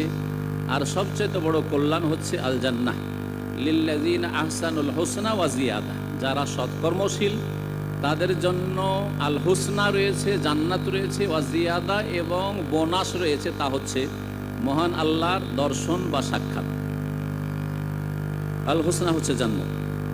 সূরা হাশরের আয়াত নম্বর 8, 9, 10 এগুলি অত্যন্ত গুরুত্বপূর্ণ প্রত্যেকটি আয়াত। এই দিয়ে আয়াতগুলি আমরা শেষ করছি, আরও বেশ কিছু আয়াত রয়েছে। তারপরে বিশেষ বিশেষ সাহাবায়ে কেরাম, আবু বকর সিদ্দিক রাদিয়াল্লাহু তাআলা আনহু সম্পর্কে, আয়েশা রাদিয়াল্লাহু তাআলা আনহা সম্পর্কে কোরআনে কারীমের আয়াত রয়েছে, যেদিকে আর যাচ্ছি না। মুহাজিরিন এবং আনসারদের প্রশংসা আল্লাহ বলছে লিল ফুকারাইল মুহাজিরিন, যারা দরিদ্র মুহাজির, খালি হাতে মক্কা থেকে মদিনা হিজরত করে এসেছে। আল্লাযীনা উখরিজু মিন দিয়ারিহিম ওয়া আমওয়ালিহিম, যাদেরকে বিতাড়িত করা হয়েছে তাদের বাড়ি থেকে, তাদের ধন সম্পদ থেকে উৎখাত করা হয়েছে। ইয়াবতাগুনা ফাদলাম মিনাল্লাহি ওয়া রিজওয়ানা, তারা আল্লাহর অনুগ্রহ এবং সন্তুষ্টি কামনা করে। আল্লাহ সার্টিফিকেট দিচ্ছেন যে এরা আল্লাহর অনুগ্রহ এবং সন্তুষ্টি কামনা করে। ওয়ায়ানসুরুন আল্লাহ ওয়া রাসূলা, দ্বিতীয় সার্টিফিকেট হচ্ছে তারা আল্লাহ এবং তার রাসূলের সাহায্য করে, আল্লাহ এবং রাসূলের সাহায্য করে। উলাইকা হুমুস সাদিকুন, তৃতীয় সার্টিফিকেট হচ্ছে যে তারাই হচ্ছে সত্যবাদী, তারাই হচ্ছে সত্যবাদী। এখানে আরেকটি আয়াত বলে দিই যাতে করে আমাদের দেশের একটি বিভ্রান্তির নিরসন হবে। সেটা হচ্ছে আল্লাহ বলছেন ইয়া আইয়ুহাল্লাযীনা আমানুত্তাকুল্লাহ ওয়া কুনু মা'আস সাদিকিন, তোমরা আল্লাহকে ভয় করো মুমিন এবং সত্যবাদীদের সাথে হও। পীর ধরার অকাট্য দলিল বর্ণনা করতে গিয়ে কিছু কিতাব আছে, দেশে পাবে না, পীর ধরার অকাট্য দলিল। এই আয়াত নাকি অকাট্য দলিল পীরের মুরিদ হইতেই হবে, হয় পীর সাহেব বনতে হবে আর না হলে পীরের মুরিদ হইতে হবে। আল্লাহ কি এই পীরতন্ত্রকে সত্য বলেছেন, আর যারা পীর তাদেরকে সত্যবাদী বলেছেন? পীর মুরিদের ব্যবসায়ীদেরকে সত্যবাদী বলেছেন না সাহাবায়ে কেরামদেরকে সত্যবাদী বলেছেন? উলাইকা হুমুস সাদিকুন, একটু চিন্তা করে দেখুন এই আয়াতের সাথে ওই আয়াতকে মিলান। আল্লাহ বলছেন সাহাবায়ে কেরামদের তৃতীয় সার্টিফিকেট আল্লাহর পক্ষ থেকে উলাইকা হুমুস সাদিকুন, এরাই হচ্ছে সত্যবাদী। আর সেই আয়াতে বলছেন যে আয়াত পীর ধারা অকাট্য দলিল হিসাবে অপব্যাখ্যা করা হচ্ছে, কোন মাস সাদিকিন, তোমরা সত্যবাদীদের সাথে থাকো। তার মানে কার সাথে থাকো? পীরদের সাথে না সাহাবায়ে কেরামদের সাথে? সাহাবায়ে কেরামদের সাথে থাকো। সাহাবায়ে কেরামদের সাথে আকীদার ক্ষেত্রে থাকো, ইবাদতের ক্ষেত্রে থাকো, আখলাক চরিত্রের ক্ষেত্রে থাকো, হালাল হারামের যাচাই বাছাইয়ের ক্ষেত্রে থাকো, নামাজ পড়ার নিয়ম পদ্ধতি তরিকার ক্ষেত্রে থাকো, সুন্নতের পাবন্দির ক্ষেত্রে থাকো, বিদআত থেকে সতর্ক থাকার ক্ষেত্রে থাকো। সাহাবায়ে কেরামরা যেখান থেকে নামাজ শুরু করে সেখান থেকে নামাজ শুরু করো, যেখানে গিয়ে তাদের নামাজ সমাপ্ত হয়েছে সেখানে নামাজ শেষ করো। না মোনাজাত না হইলে, সম্মিলিত মোনাজাত না হলে নামাজ অসম্পূর্ণ থাকলো। তো সাহাবায়ে কেরামদের নামাজ ছিল না। তাদের সাথে হইলে তাদের মতো নামাজ পড়তে হবে, তাদের সাথে হইলে তাদের আকীদা গ্রহণ করতে হবে, তাদের সাথে হইলে তাদের মতো দিনের ক্ষেত্রে মুখলিস হইতে হবে। আল্লাহর দিন আল্লাহর বান্দা পর্যন্ত পৌঁছাক, এটা আপনার মনের কামনা বাসনা এবং কাজের মাধ্যমে তার বাস্তবায়ন হইতে হবে। তারাই আল্লাহর দিন পৌঁছানোর জন্য এই পবিত্র স্থান মক্কা মদিনায় চিরকালের জন্য বাস করেননি। তারা সারা দুনিয়ার মানুষের কাছে এই দিন ইসলাম পৌঁছাবার চেষ্টা করেছে। কেউ পূর্বে, কেউ পশ্চিমে, কেউ উত্তরে, কেউ দক্ষিণে, কোথায় কোথায় চলে গেছে। সুতরাং যেখানে আল্লাহর বান্দারা আছে সেখানে দিনের দাওয়াত পৌঁছাতে হবে, কোরআন সুন্নাহর কথা পৌঁছাতে হবে। যেইভাবে হোক না কেন, যে কোনো মাধ্যম দিয়ে হোক না কেন, আপনি সরাসরি পারেন, কোনো মাধ্যম দিয়ে পারেন। এটা হচ্ছে সাহাবায়ে কেরামদের আদর্শ। এই ছিল 3টি সার্টিফিকেট সূরা হাসরের আয়াত নম্বর 8। আনসারদের সম্পর্কে বিশেষভাবে আয়াত শোনেন। তারপরে আয়াত নম্বর 9, মহান আল্লাহর সাথে বলছেন ওয়াল্লাযীনা তাবাওয়াউদ দারা ওয়াল ঈমান, যারা আশ্রয় নিয়েছে, আর দারা মানে দারুল মদিনায়, মদিনায়, মদিনায় বসবাসকারী যারা আনসার, আগে থেকে মদিনায় বসবাস করতেন তারা। ওয়াল ঈমান, এবং ঈমানকে অন্তরে আশ্রয় দিয়েছে। নবী করিম সাল্লাল্লাহু আলাইহি সাল্লামের সাথে হজের মৌসুমে গিয়ে বায়াতে আকবায়ে উলা, বায়াতে আকবায়ে সানিয়া গিয়ে সেখানে বায়াত করে এসেছে, ইয়া রাসূলুল্লাহ, মক্কায় জায়গা হচ্ছে না, মক্কার লোকেরা আপনাকে মেনে নিতে পারছেন না, আপনি আসুন আমাদের কাছে, কি লাগবে আমরা সব কিছু দিয়ে আছি আপনার সাথে। তারা আশ্রয় নিয়েছিল মদিনায়, অর্থাৎ বসবাসকারী ছিল মদিনার, আর আশ্রয় দিয়েছিল অন্তরে ঈমান। কি আল্লাহ বলছেন, সার্টিফিকেট দিচ্ছেন আনসারী মুমিনদেরকে। তারপরে আল্লাহ বলছেন মিন ক্বাবলিহিম, এর পূর্বে, ইউহিব্বুনা মান হাজারা ইলাইহিম, এবং যারা তাদের কাছে হিজরত করে এসেছে তাদেরকে তারা ভালোবাসে। আনসারীরা হিজরতকারীদেরকে ভালোবাসত। আর আমরা আজকালকার মুসলিম রিফিউজিকে 50 বছর হয়ে গেল রিফিউজি মনে করি, রিফিউজিদেরকে আশ্রয় দিতে চাই না, রিফিউজিদেরকে ঠেলে দিতে চাই। হ্যাঁ, রিফিউজিদেরকে, যারা শরণার্থী তাদের শোষণ করতে চাই, তাদের লুটপাট করি। এই যদি মুসলিম চরিত্র হয় তাহলে আমাদের কি সম্পর্ক সাহাবায়ে কেরামদের সাথে আছে? ইউহিব্বুনা মান হাজারা ইলাইহিম, যারা ঈমানের সাথে হিজরত করে আসে ঈমান রক্ষা করার জন্য, ইসলাম রক্ষা করার জন্য, তাদেরকে তারা ভালোবাসে। ওয়ালা ইয়াজিদুনা ফি সুদুরিহিম হাজাতাম মিম্মা উতু, তাদেরকে যে পার্থিব সুখের সামগ্রী, ধন সম্পদ দেওয়া হয়েছে তাতে তাদের তেমন কোনো আগ্রহ নেই যে আমাদের কাছে কুক্ষিগত হোক, বরং সমান সমান আমাদের মুহাজির ভাইরাও নিয়ে নিক। মুহাজির ভাইরাকে সমান সমান ভাগ দিতেন। সাহাবায়ে কেরামরা হিজরত করে যখন মদিনায় আসলেন, মুহাজিরিনরা আনসারদের সাথে ভ্রাতৃত্ব স্থাপন করে দিলেন। নবী করিম সাল্লাল্লাহু আলাইহি সাল্লাম অমুক মুহাজির ব্যক্তি অমুক আনসারীর ভাই, মানে দোস্ত, আমাদের দেশে দোস্ত পাতাই, দোস্তালি পাতাই, এই ভাই, এই যে ভাই ভাইয়ের এই ভ্রাতৃত্বের সম্পর্ক স্থাপন করে দিলেন। সাহাবায়ে কেরামরা তাদেরকে অফার করলেন, আনসারীরা অফার করলেন যে আমাদের জমি আছে, খেজুর বাগান আছে, খেজুর বাগান অর্ধেক আপনি নেন, অর্ধেক আমার। ভিটে মাটি বাড়ি আছে, 2টো রুম আছে, একটা আপনার একটা আমার। এমনকি এক সাহাবী, তার 2 স্ত্রী, বলছে দেখো তুমি ভাই, তোমার স্ত্রী নেই, তুমি যুবক মানুষ, আমার 2টো স্ত্রী আছে, একটা স্ত্রী দিয়ে আমার প্রয়োজন হইতে পারে, সুতরাং আমি তালাক দিচ্ছি, ইদ্যত পার হয়ে যাক, তুমি তাকে বিয়ে করো। এইভাবে তারা অফার করেছেন। কিন্তু সেই সাহাবী মুহাজির, হ্যাঁ, নিজের স্বার্থকে প্রাধান্য দেননি। তিনি বলেছেন বারাকাল্লাহু লাকা ফি আহলিকা ওয়া মালিকা, আল্লাহ তোমার ধন মালে বরকত। আব্দুর রহমান আওফ রাদিয়াল্লাহু তাআলা আনহু সাদ ইবনে রবির সাথে তার ভ্রাতৃত্ব কায়েম করে দেন নবী করিম সাল্লাল্লাহু আলাইহি ওয়াসাল্লাম বলছেন, তোমার ধন সম্পদে, তোমার পরিবারে, তোমার দুই স্ত্রী আল্লাহ বরকত দিক। দুল্লুনি আলা সুক, আমাকে বেশি কিছু লাগবে না, তোমার বাড়িও লাগবে না, তোমার জমি খেজুর বাগানও লাগবে না, আর তোমার বিবিও লাগবে না, কিছু লাগবে না, আমাকে মদিনার বাজার মার্কেট কোথায় আছে বলে দাও, আমি একটু ব্যবসা করব, রুজি রোজগার করবো। দুল্লুনি আলা সুক, বাজার দেখিয়ে দিলেন।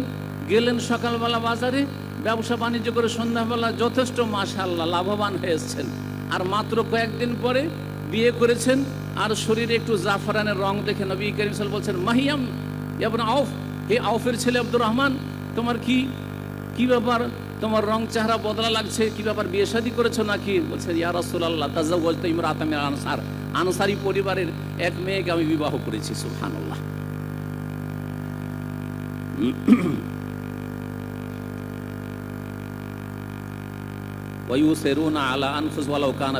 আল্লাহ সার্টিফিকেট দিচ্ছেন, তারা নিজেদের ওপর অন্যকে অগ্রাধিকার দেয়, অন্যকে প্রাধান্য দিয়ে থাকে। ওয়ালাউ কানা বিহিম খাসাসা, যদি তারা অনাহারে থাকুক না কেন, নিজে অনাহারে থেকে অন্যকে খাওয়ায়। আল্লাহ প্রশংসা করছেন আনসারী সাহাবায়ে কেরামদের। বিশেষভাবে এই আয়াতের অংশটুকু নাজিল হয়েছে আবু তালহা আনসারী এবং তার স্ত্রী উম্মে সুলাইম রাদিয়াল্লাহু আনহুমার ঘটনাকে নিয়ে। মেহমান এসছে, অজানা মেহমান, বাস যে কোনো মুসলিম হচ্ছে মেহমান। আমাদের মতো মেহমান না যে কুটুম হইতে হবে, নিজের বংশের হইতে হবে, শ্বশুর বংশের হইতে হবে, অথবা ছেলের শ্বশুর বংশের হইতে হবে, অথবা মামা বাসার মায়ের বংশের হইতে হবে। না না না, ওইসব মেহমান নয়, এসব মেহমান নয়। মেহমান ছিল তিনি মেহমান, মুসলিম মেহমান এসছে, খাওয়াইতে হবে। অথবা যে কোনো অমুসলিম পর্যন্ত নবী করিম সাল্লাল্লাহু আলাইহি ওয়াসাল্লামের মেহমান হয়েছে, এই উদারতা ইসলামে রয়েছে। অমুসলিম মেহমান রাসূলুল্লাহ সাল্লাল্লাহু আলাইহি ওয়াসাল্লামের কাছে রাতে এসছে, আশ্রয় দিতে হবে, তাদের খেতে দিতে হবে।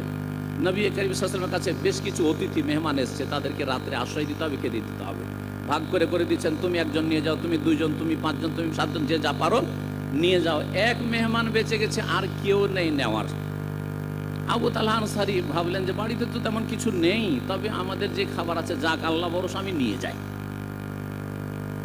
বাড়িতে নিয়ে গিয়ে বললেন যে, জানো আমি কিন্তু রাসূলুল্লাহ সাল্লাল্লাহু আলাইহি ওয়াসাল্লামের মেহমান নিয়ে এসেছি।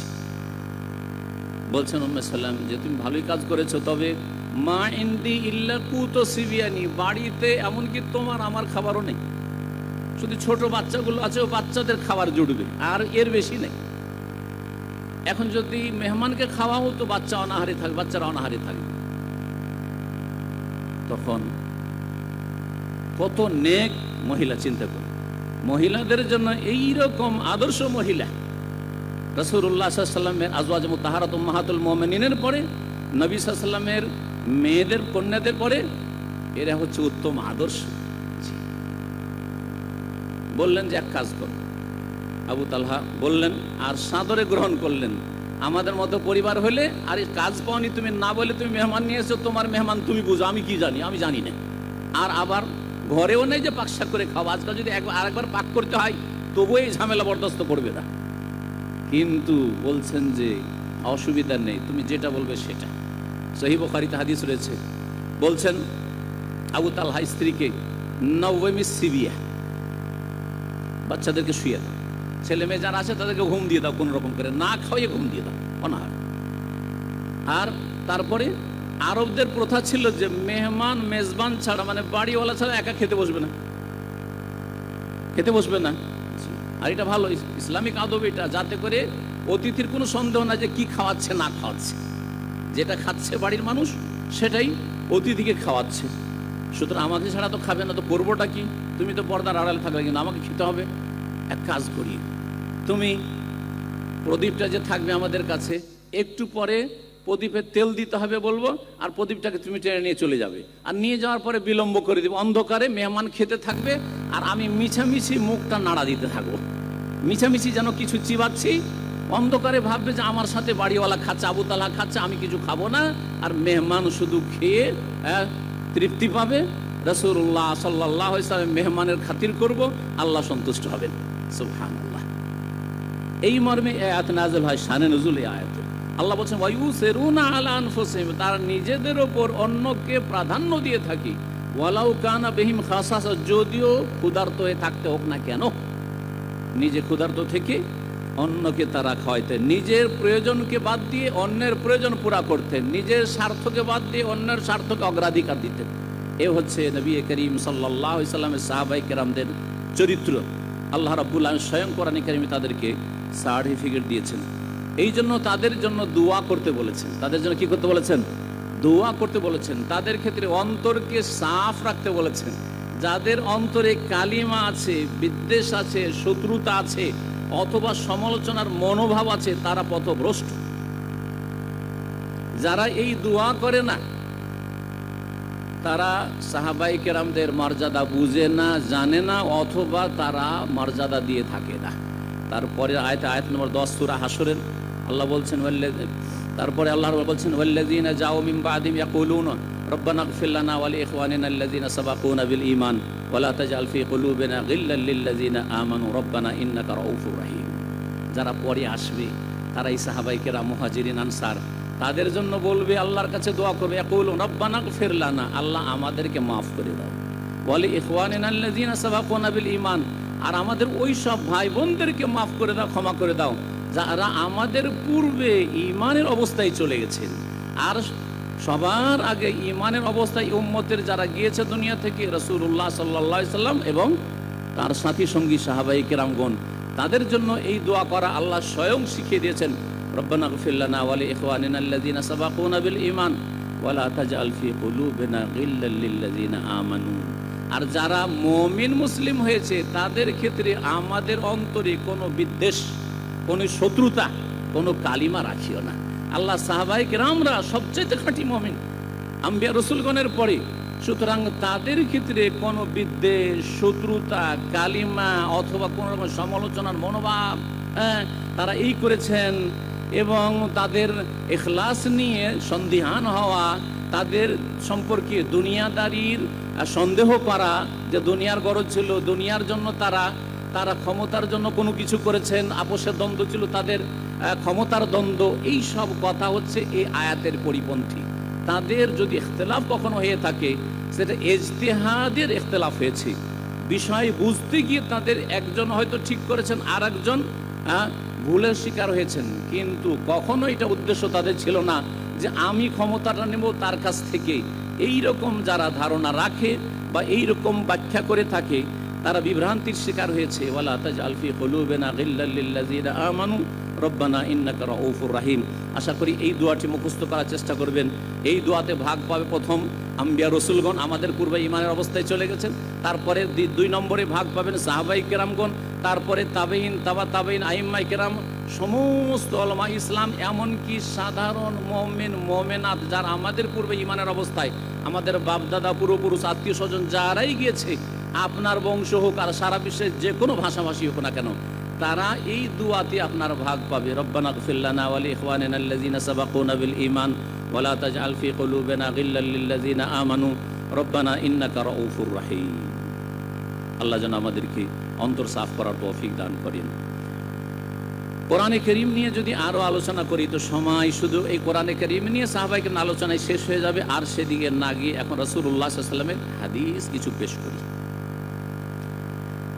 একটি হাদিস বুখারী মুসলিমে রয়েছে, পেশ করি আপনাদের সামনে। রাসূলুল্লাহ সাল্লাল্লাহু আলাইহি ওয়াসাল্লাম সাহাবায়ে কেরামদের সম্পর্কে কি বলছেন। আব্দুল্লাহ মাসউদ রাদিয়াল্লাহু তাআলা বর্ণিত, বলছেন, খায়রুন নাসি কারনি, সবচাইতে শ্রেষ্ঠ মানুষ হচ্ছে আমার যুগের মানুষরা। খায়রুন নাসি কারনি, অন্য রিওয়ায়াতে রয়েছে খায়রুল কুরুনে কারনি, সবচাইতে উত্তম যুগ বা উৎকৃষ্ট যুগ হচ্ছে আমার যুগ বা আমার যুগের লোকেরা।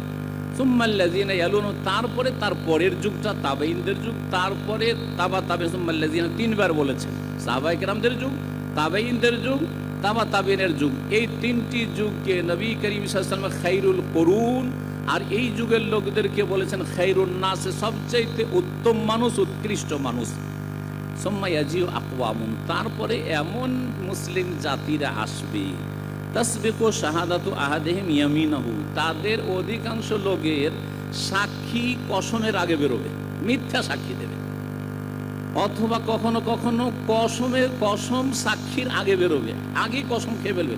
আল্লাহর কসম করে বলছি এটা আমার, আল্লাহর কসম করে বলছি এই লোক ঠিক করেছে, এই লোক ভুল করেছে, মিথ্যা সাক্ষী নিজের ক্ষেত্রে দেবে, বা মিথ্যা সাক্ষী নিজের আত্মীয় স্বজনদের ক্ষেত্রে দিয়ে 9কে 6 করবে, হকওয়ালার হককে হরণ করবে। এই হচ্ছে অসৎ লোকদের চরিত্র, যারা আসবে এই 3টি স্বর্ণ যুগের পরই। নবী করিম সাল্লাল্লাহু আলাইহি ওয়াসাল্লাম বলেছেন। এই হচ্ছে সাহাবায়ে কেরামের মর্যাদা, যা নবী সাল্লাল্লাহু আলাইহি ওয়াসাল্লামের মোবারক জবান থেকে বেরিয়েছে। আরেকটি বুখারী মুসলিমের হাদিস শোনায় আবু সাঈদ খুদরী রাদিয়াল্লাহু তাআলা আনহু বর্ণিত, নবী করিম সাল্লাল্লাহু আলাইহি ওয়াসাল্লাম বলেছেন, লা তাসুব্বু আসহাবি, তোমরা আমার সাথী সঙ্গীদেরকে গালমন্দ করিও না। নবী সাল্লাল্লাহু আলাইহি ওয়াসাল্লামের আশঙ্কা ছিল যে কিছু লোক এমন পয়দা হবে যারা বিভ্রান্ত হবে সাহাবায়ে কেরামদের ক্ষেত্রে। তারা সাহাবায়ে কেরামদেরকেও সমালোচনার পাত্র বানাতে দ্বিধাদ্বন্দ্ব করবে না, সাহাবায়ে কেরামদের বিচার করতে বসে যাবে, সাহাবায়ে কেরামদের ক্ষেত্রে আপত্তি তুলবে তাদের ঈমান আমল আখলাকের ক্ষেত্রে।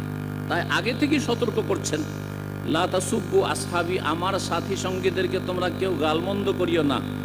ফালাউ আন্না আহাদাকুম আনফাকা মিসলা উহুদিন যাহাবান, তোমাদের কেউ যদি উহুদ পাহাড়ের সম পরিমাণ স্বর্ণ আল্লাহর রাস্তায় ব্যয় করে, অন্যরা সাহাবায়ে কেরাম না যারা নবী সাল্লাল্লাহু আলাইহি ওয়াসাল্লামের সাথী সঙ্গী, তাবেঈনরা, তাবেঈন, তারপরের যুগ, আজকের যুগে যত ওলিউল্লাহ মানুষ হোক না কেন, উহুদ পাহাড়ের সমান যদি স্বর্ণ আল্লাহর রাস্তায় খরচ করে দিনের খেদমতে আর গরিব দুঃখী মিসকিনের অভাব দূর করতে, মা বালাগা মুদ্দা আহাদিহিম ওয়ালা নাসিফা, সাহাবীরা যদি এক মুদ মাত্র 600 গ্রাম হয়, আর অর্ধে ওয়ালা নাসিফ এমনকি হাফ মুদ, আধা মুদ মাত্র 300 গ্রাম, মাত্র 300 গ্রাম চাল ডাল কিছু গম খরচ করেছে একজন সাহাবী।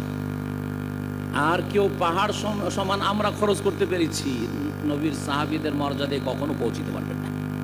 কখনো দেখেন না যে তারা আমাদের মতো মানুষ ছিলেন, তারা মানুষ ছিলেন কিন্তু আমাদের মতো মানুষ না, তারা মুমিন ছিলেন কিন্তু আমাদের মতো মুমিন না।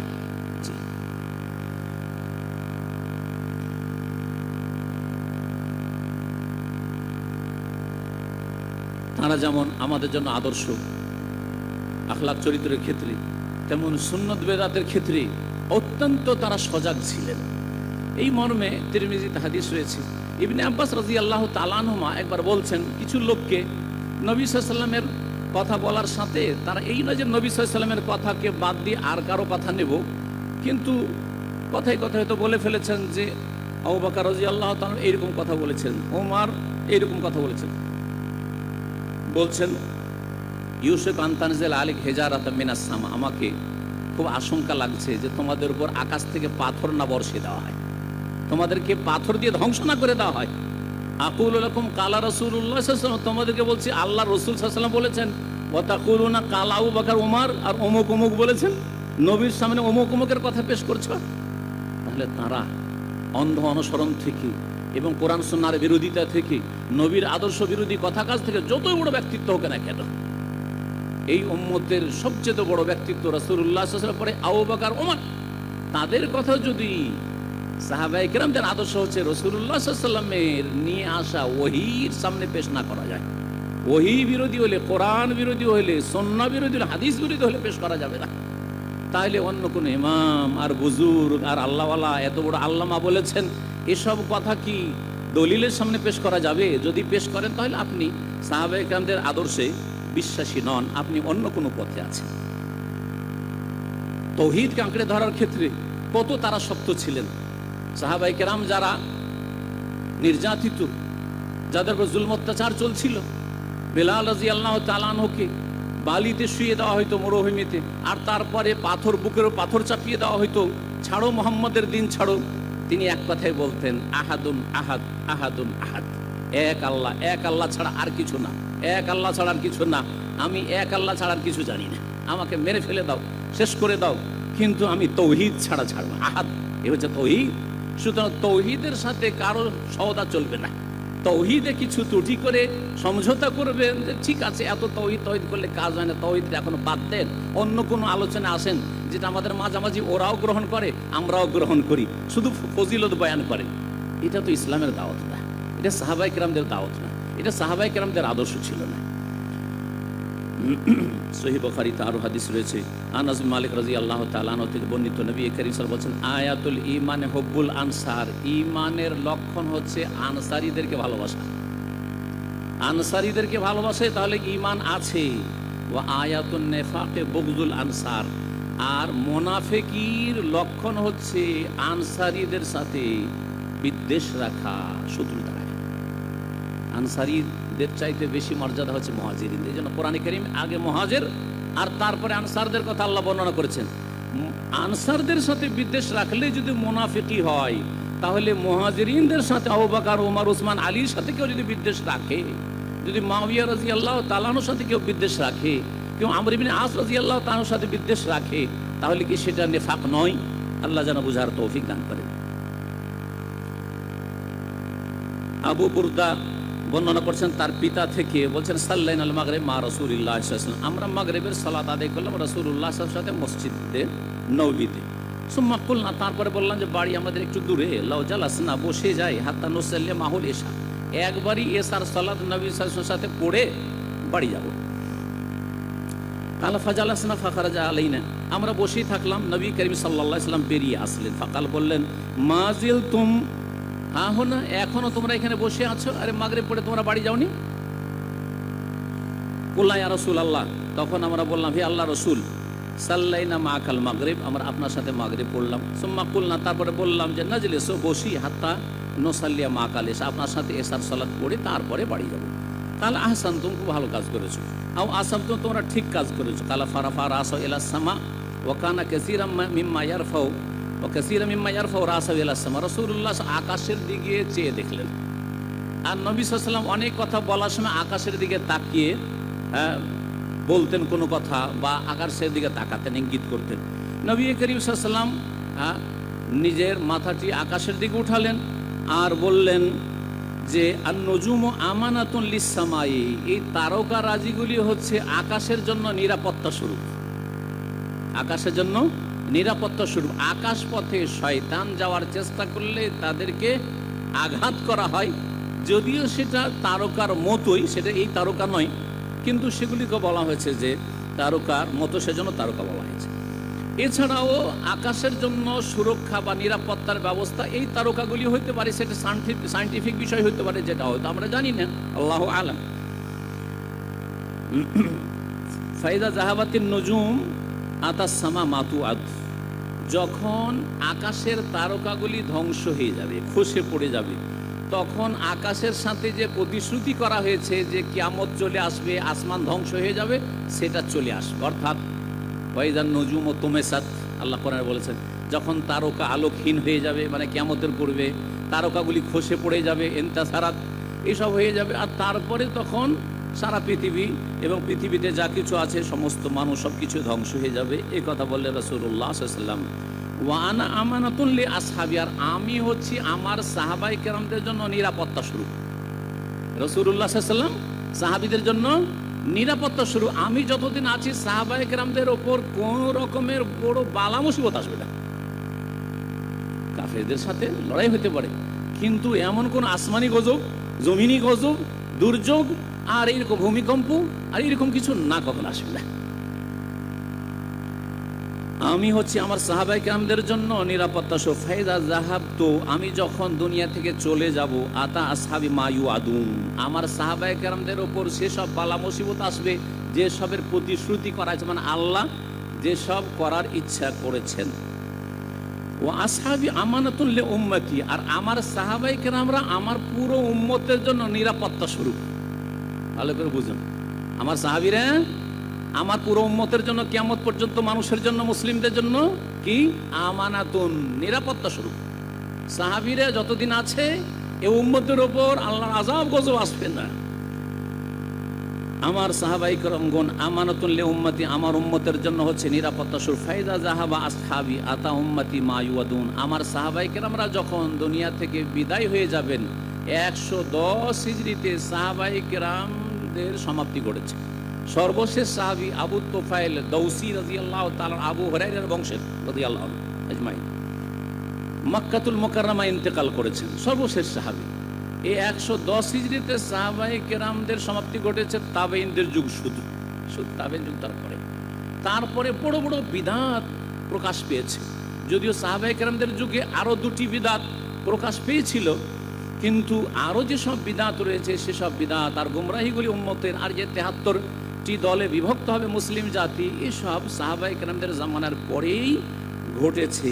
এই হাদিস যা স্পষ্ট করে, ফায়দা জাহাবা আসহাবি, যখন আমার সাহাবায়ে কেরাম দুনিয়া থেকে বিদায় হয়ে যাবেন, আতা উম্মতি মা ইউআদুন, আমার উম্মতের সাথে যা প্রতিশ্রুত হয়েছে তা চলে আসবে। সহিহ মুসলিমের হাদিস। অর্থাৎ ইমাম নববী রাহমাতুল্লাহ আলাইহি এই হাদিসের কি আল্লাহর প্রতিশ্রুতি আছে? বিদআত এবং ধর্মের ক্ষেত্রে ফিতনা, এইরকমই দুনিয়ার ক্ষেত্রে কলহ বিবাদের ফিতনা, জুলম অত্যাচার, আর তারপরে কুফরি শক্তির বিজয়, এ সমস্ত হবে। মক্কা মদিনায় বিভিন্ন রকমের যেসব ঘটেছে ইতিহাসের ঘটনাগুলি, সেসব এসব তার পরের যুগ হবে। বলছেন ইমাম নববী রাহমাতুল্লাহ আলাইহি, হাযিহি কুল্লুহা মিন মুজিজাতিহি সাল্লাল্লাহু আলাইহি ওয়াসাল্লাম, এগুলি হচ্ছে সব নবী করিম সাল্লাল্লাহু আলাইহি ওয়াসাল্লামের ভবিষ্যৎবাণী মুজিজা, যা তিনি বলেছেন সেইভাবেই ঘটেছে। সাহাবায়ে কেরামদের সম্পর্কে আলোচনা করতে গিয়ে আলোচককে যে খেয়ালগুলি রাখতে হবে, অথবা লেখককে যারা রাইটার লিখবেন সাহাবায়ে কেরামদের জীবনী সম্পর্কে, তাদেরকে মনে রাখতে হবে বেশ কিছু বিষয়। তার তিনটি বিষয় এখানে আরও বলি। তা হচ্ছে সাহাবায়ে কেরামদের সম্পর্কে সবসময় সুধারণা রাখা, ভালো ধারণা রাখবেন, সামান্যতম কোন রকমের ভুল ধারণা যেন না থাকে। এটা হচ্ছে কোরআন সুন্নাহর কথা। দ্বিতীয় যে বিষয়টি, সেটা হচ্ছে সাহাবায়ে কেরামদের সম্পর্কে মনে রাখবেন যে সাহাবায়ে কেরাম সকলেই সত্যবাদী ছিলেন, সকলে ন্যায় পরায়ণ ছিলেন, সকলে জান্নাতের পথের পথিক ছিলেন। কেউ বেশি অগ্রগামী ছিলেন, কেউ কম, কিন্তু সকলেই একই হক পথের অনুসারী ছিলেন, জান্নাতের পথের পথিক ছিলেন। সকলে আল্লাহর পুরস্কৃত সিরাতাল্লাযিনা আনআমতা আলাইহিম, এই আনআমতা আলাইহিমের দলের ছিলেন, না মাগযুব আলাইহিমের দলে ছিলেন, না দল্লিন ছিলেন। তো পরে যে বিভিন্ন দল উপদল পয়দা হয়েছে, তারা হয় মাগযুব আলাইহিমের দলে ভর্তি হয়েছে, আর না হলে দল্লিনের দলে সামিল হয়েছে। সাহাবায়ে কেরাম সকলেই আদেল ছিলেন, ন্যায় পরায়ণ ছিলেন, সত্যবাদী ছিলেন, এবং তাদের সম্পর্কে আমরা দ্বিতীয় যে বিষয়টি, সেটা হচ্ছে ভালো ধারণা রাখব। তৃতীয় যে বিষয়টি আমাদেরকে আলোচনায় অথবা লিখনীতে মনে রাখতে হবে, অথবা কোনো যখন বই পুস্তক পড়বেন, আলোচনা শুনবেন, যদি দেখেন এরকম বিষাক্ত কথা আছে তাহলে বর্জন করবেন। সেটা হচ্ছে যে এমন কোনো তথ্য নেবেন না যেটা সাহাবায়ে কেরামদের মান মর্যাদার পরিপন্থী বিষয়, না আলোচক থেকে নেবেন, না কোনো বই পুস্তক নেবেন। যদি দেখেন যে বড় একজন স্কলার এমন কিছু লিখছে যে সাহাবায়ে কেরামদের সম্পর্কে কিছু আপত্তি তুলেছে, তাহলে জানবেন যে সে গুমরাহির শিকার হয়েছে। সুতরাং সেই রকম বই পুস্তক অথবা আলোচনা বর্জন করবেন। তিরমিজিতে একটি হাদিস রয়েছে, হাদিসটিকে যদিও সনদের ক্ষেত্রে জয়ীফ বলা হয়েছে, কিন্তু মুহাদ্দিসিনে কেরামরা বা ওলামায়ে কেরাম যারা অভিজ্ঞ, তারা বলেছেন তার অর্থের সমর্থন রয়েছে কোরআন সুন্নাহয়। হাদিসটি আপনাদেরকে শোনায়। আব্দুল্লাহ বিন মুগাফফাল রাদিয়াল্লাহু তাআলা আনহু থেকে বর্ণিত, তিনি বলছেন নবী করিম সাল্লাল্লাহু আলাইহি ওয়াসাল্লাম বলেন, আল্লাহ আল্লাহ ফি আসহাবি, তোমরা আল্লাহকে ভয় করবে আমার সাহাবায়ে কেরামদের সম্পর্কে।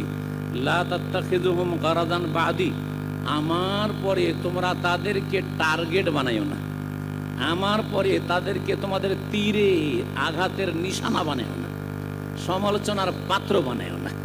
তাদের সম্পর্কে আলোচনা সমালোচনা, তারা এই ছিলেন, তারা এই ছিলেন, তাদের এইরকম কেন হয়েছিল, তাদের এইরকম কেন হয়েছিল ইত্যাদি, এসব করিও না। ফামান আহাব্বাহুম ফাবিহুব্বি আহাব্বাহুম, কেউ যদি সাহাবায়ে কেরামদেরকে ভালোবাসে তাহলে আমার খাতিরে ভালোবাসে। রাসূলের সাথে ভালোবাসা আছে, সুতরাং রাসূলের সাথী সঙ্গীদেরকেও ভালোবাসবে।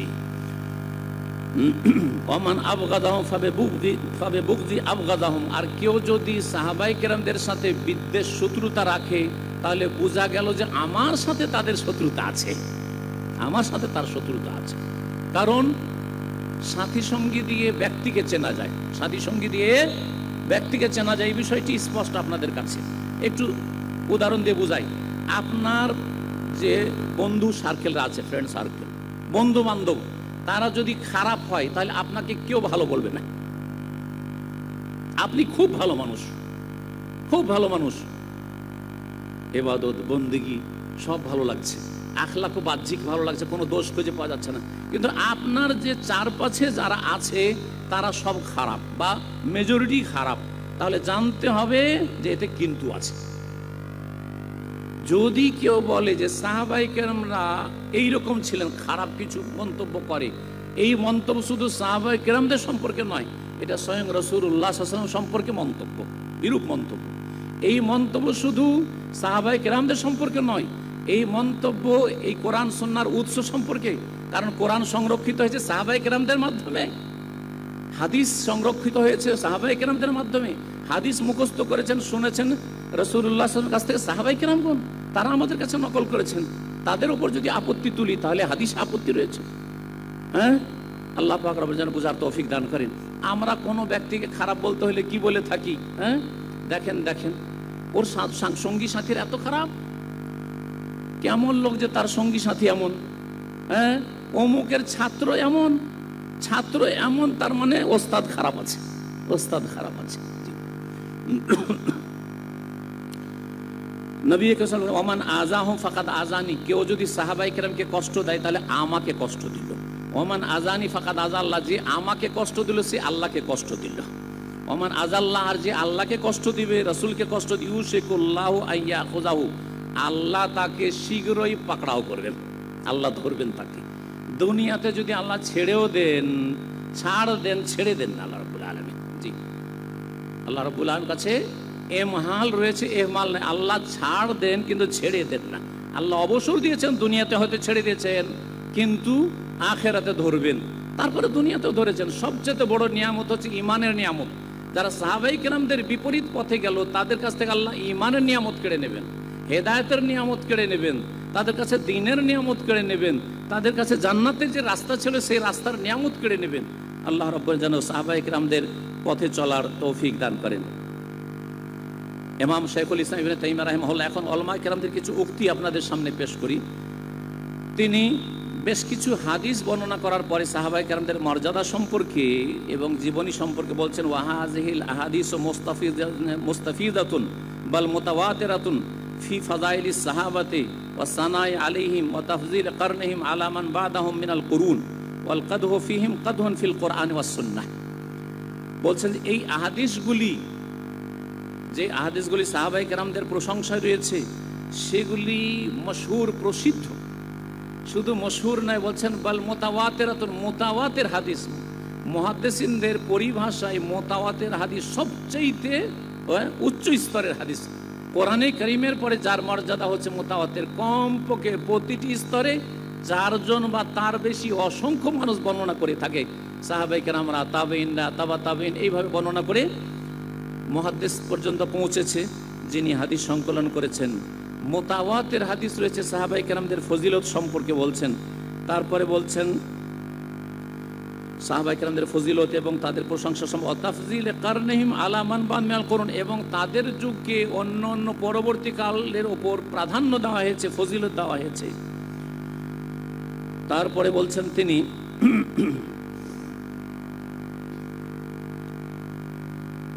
ওয়াল কাদহু ফিহিম কাদহুন ফিল কোরআন ওয়াস সুন্নাহ, কেউ যদি সাহাবায়ে কেরামদের উপর আপত্তি তুলে তাহলে কোরআন এবং হাদিসে আপত্তি করলো। কারণ কোরআন হাদিস তাদের মাধ্যমে আমাদের কাছে পৌঁছেছে। কোরআনে কারীমকে জমা করেছেন প্রথম পর্যায়ে আবু বকর সিদ্দিক রাদিয়াল্লাহু তাআলা, তারপরে শেষ পর্যায়ে কপি করে মুসহাফ তৈরি করে ওসমান রাদিয়াল্লাহু তাআলা 5 শহরে 5 কপি পাঠিয়েছেন। যদি তাদের উপর কেউ আপত্তি তুলে, তারপরে সাহাবায়ে কেরামরা তারা কেউ ওহী লিখেছেন, কোরআন লিখেছেন, কেউ মুখস্থ করেছেন, হাদিস সাহাবায়ে কেরাম মুখস্থ রেখেছেন। পরবর্তীকালে হাদিস সংকলন শুরু হয়েছে, তখন সাহাবায়ে কেরামদের ক্ষেত্রে তাবেঈনরা নিয়েছেন, তাবেঈনদের কাছ থেকে তাবেঈনরা নিয়েছেন। তাহলে আমরা সূত্রেই আপত্তি তুললাম, কোরআন সুন্নাহর ওহীর সূত্রেই আপত্তি তুললাম যদি এই রকম কেউ আপত্তি তুলে। তাই বলছেন যে কেউ যদি সাহাবায়ে কেরাম সম্পর্কে আপত্তি করে অথবা কোনো খারাপ মন্তব্য করে, সে কোরআন সুন্নাহ সম্পর্কে খারাপ মন্তব্য করলো। 37 খণ্ডের যে মাজমুআল ফতাওয়া রয়েছে তার চতুর্থ খণ্ড 430 পৃষ্ঠায় শাইখুল ইসলাম ইবনে তাইমিয়া রাহমাতুল্লাহ আলাইহি কথাটি বলেছেন। ইমাম ইবনে কাসির রাহমাতুল্লাহ তাফসীর ইবনে কাসিরে বলছেন, লম্বা কথা রয়েছে, সংক্ষেপে বলছি, ওয়াল আহাদিসু ফি ফাদলিস সাহাবাতি ওয়ান নাহি আনি তাআররুদ লাহুম বিমাসাওইহিম কাসীরাতুন ওয়া ইয়াকফিহিম সানাউল্লাহি আলাইহিম ওয়া রিদাহু আনহুম। সাহাবায়ে কেরামদের ফজিলত সম্পর্কে এবং তাদের ভুল ত্রুটি ধরা থেকে বিরত থাকা সম্পর্কে এবং তাদের প্রশংসা সম্পর্কে অনেক হাদিস রয়েছে। ওয়া ইয়াকফিহিম সানাউল্লাহ আলাইহিম, এতটাই যথেষ্ট যে আল্লাহ তাদের স্বয়ং প্রশংসা করেছেন এবং আল্লাহ নিজের সন্তুষ্টির ঘোষণা করেছেন তাদের উপর।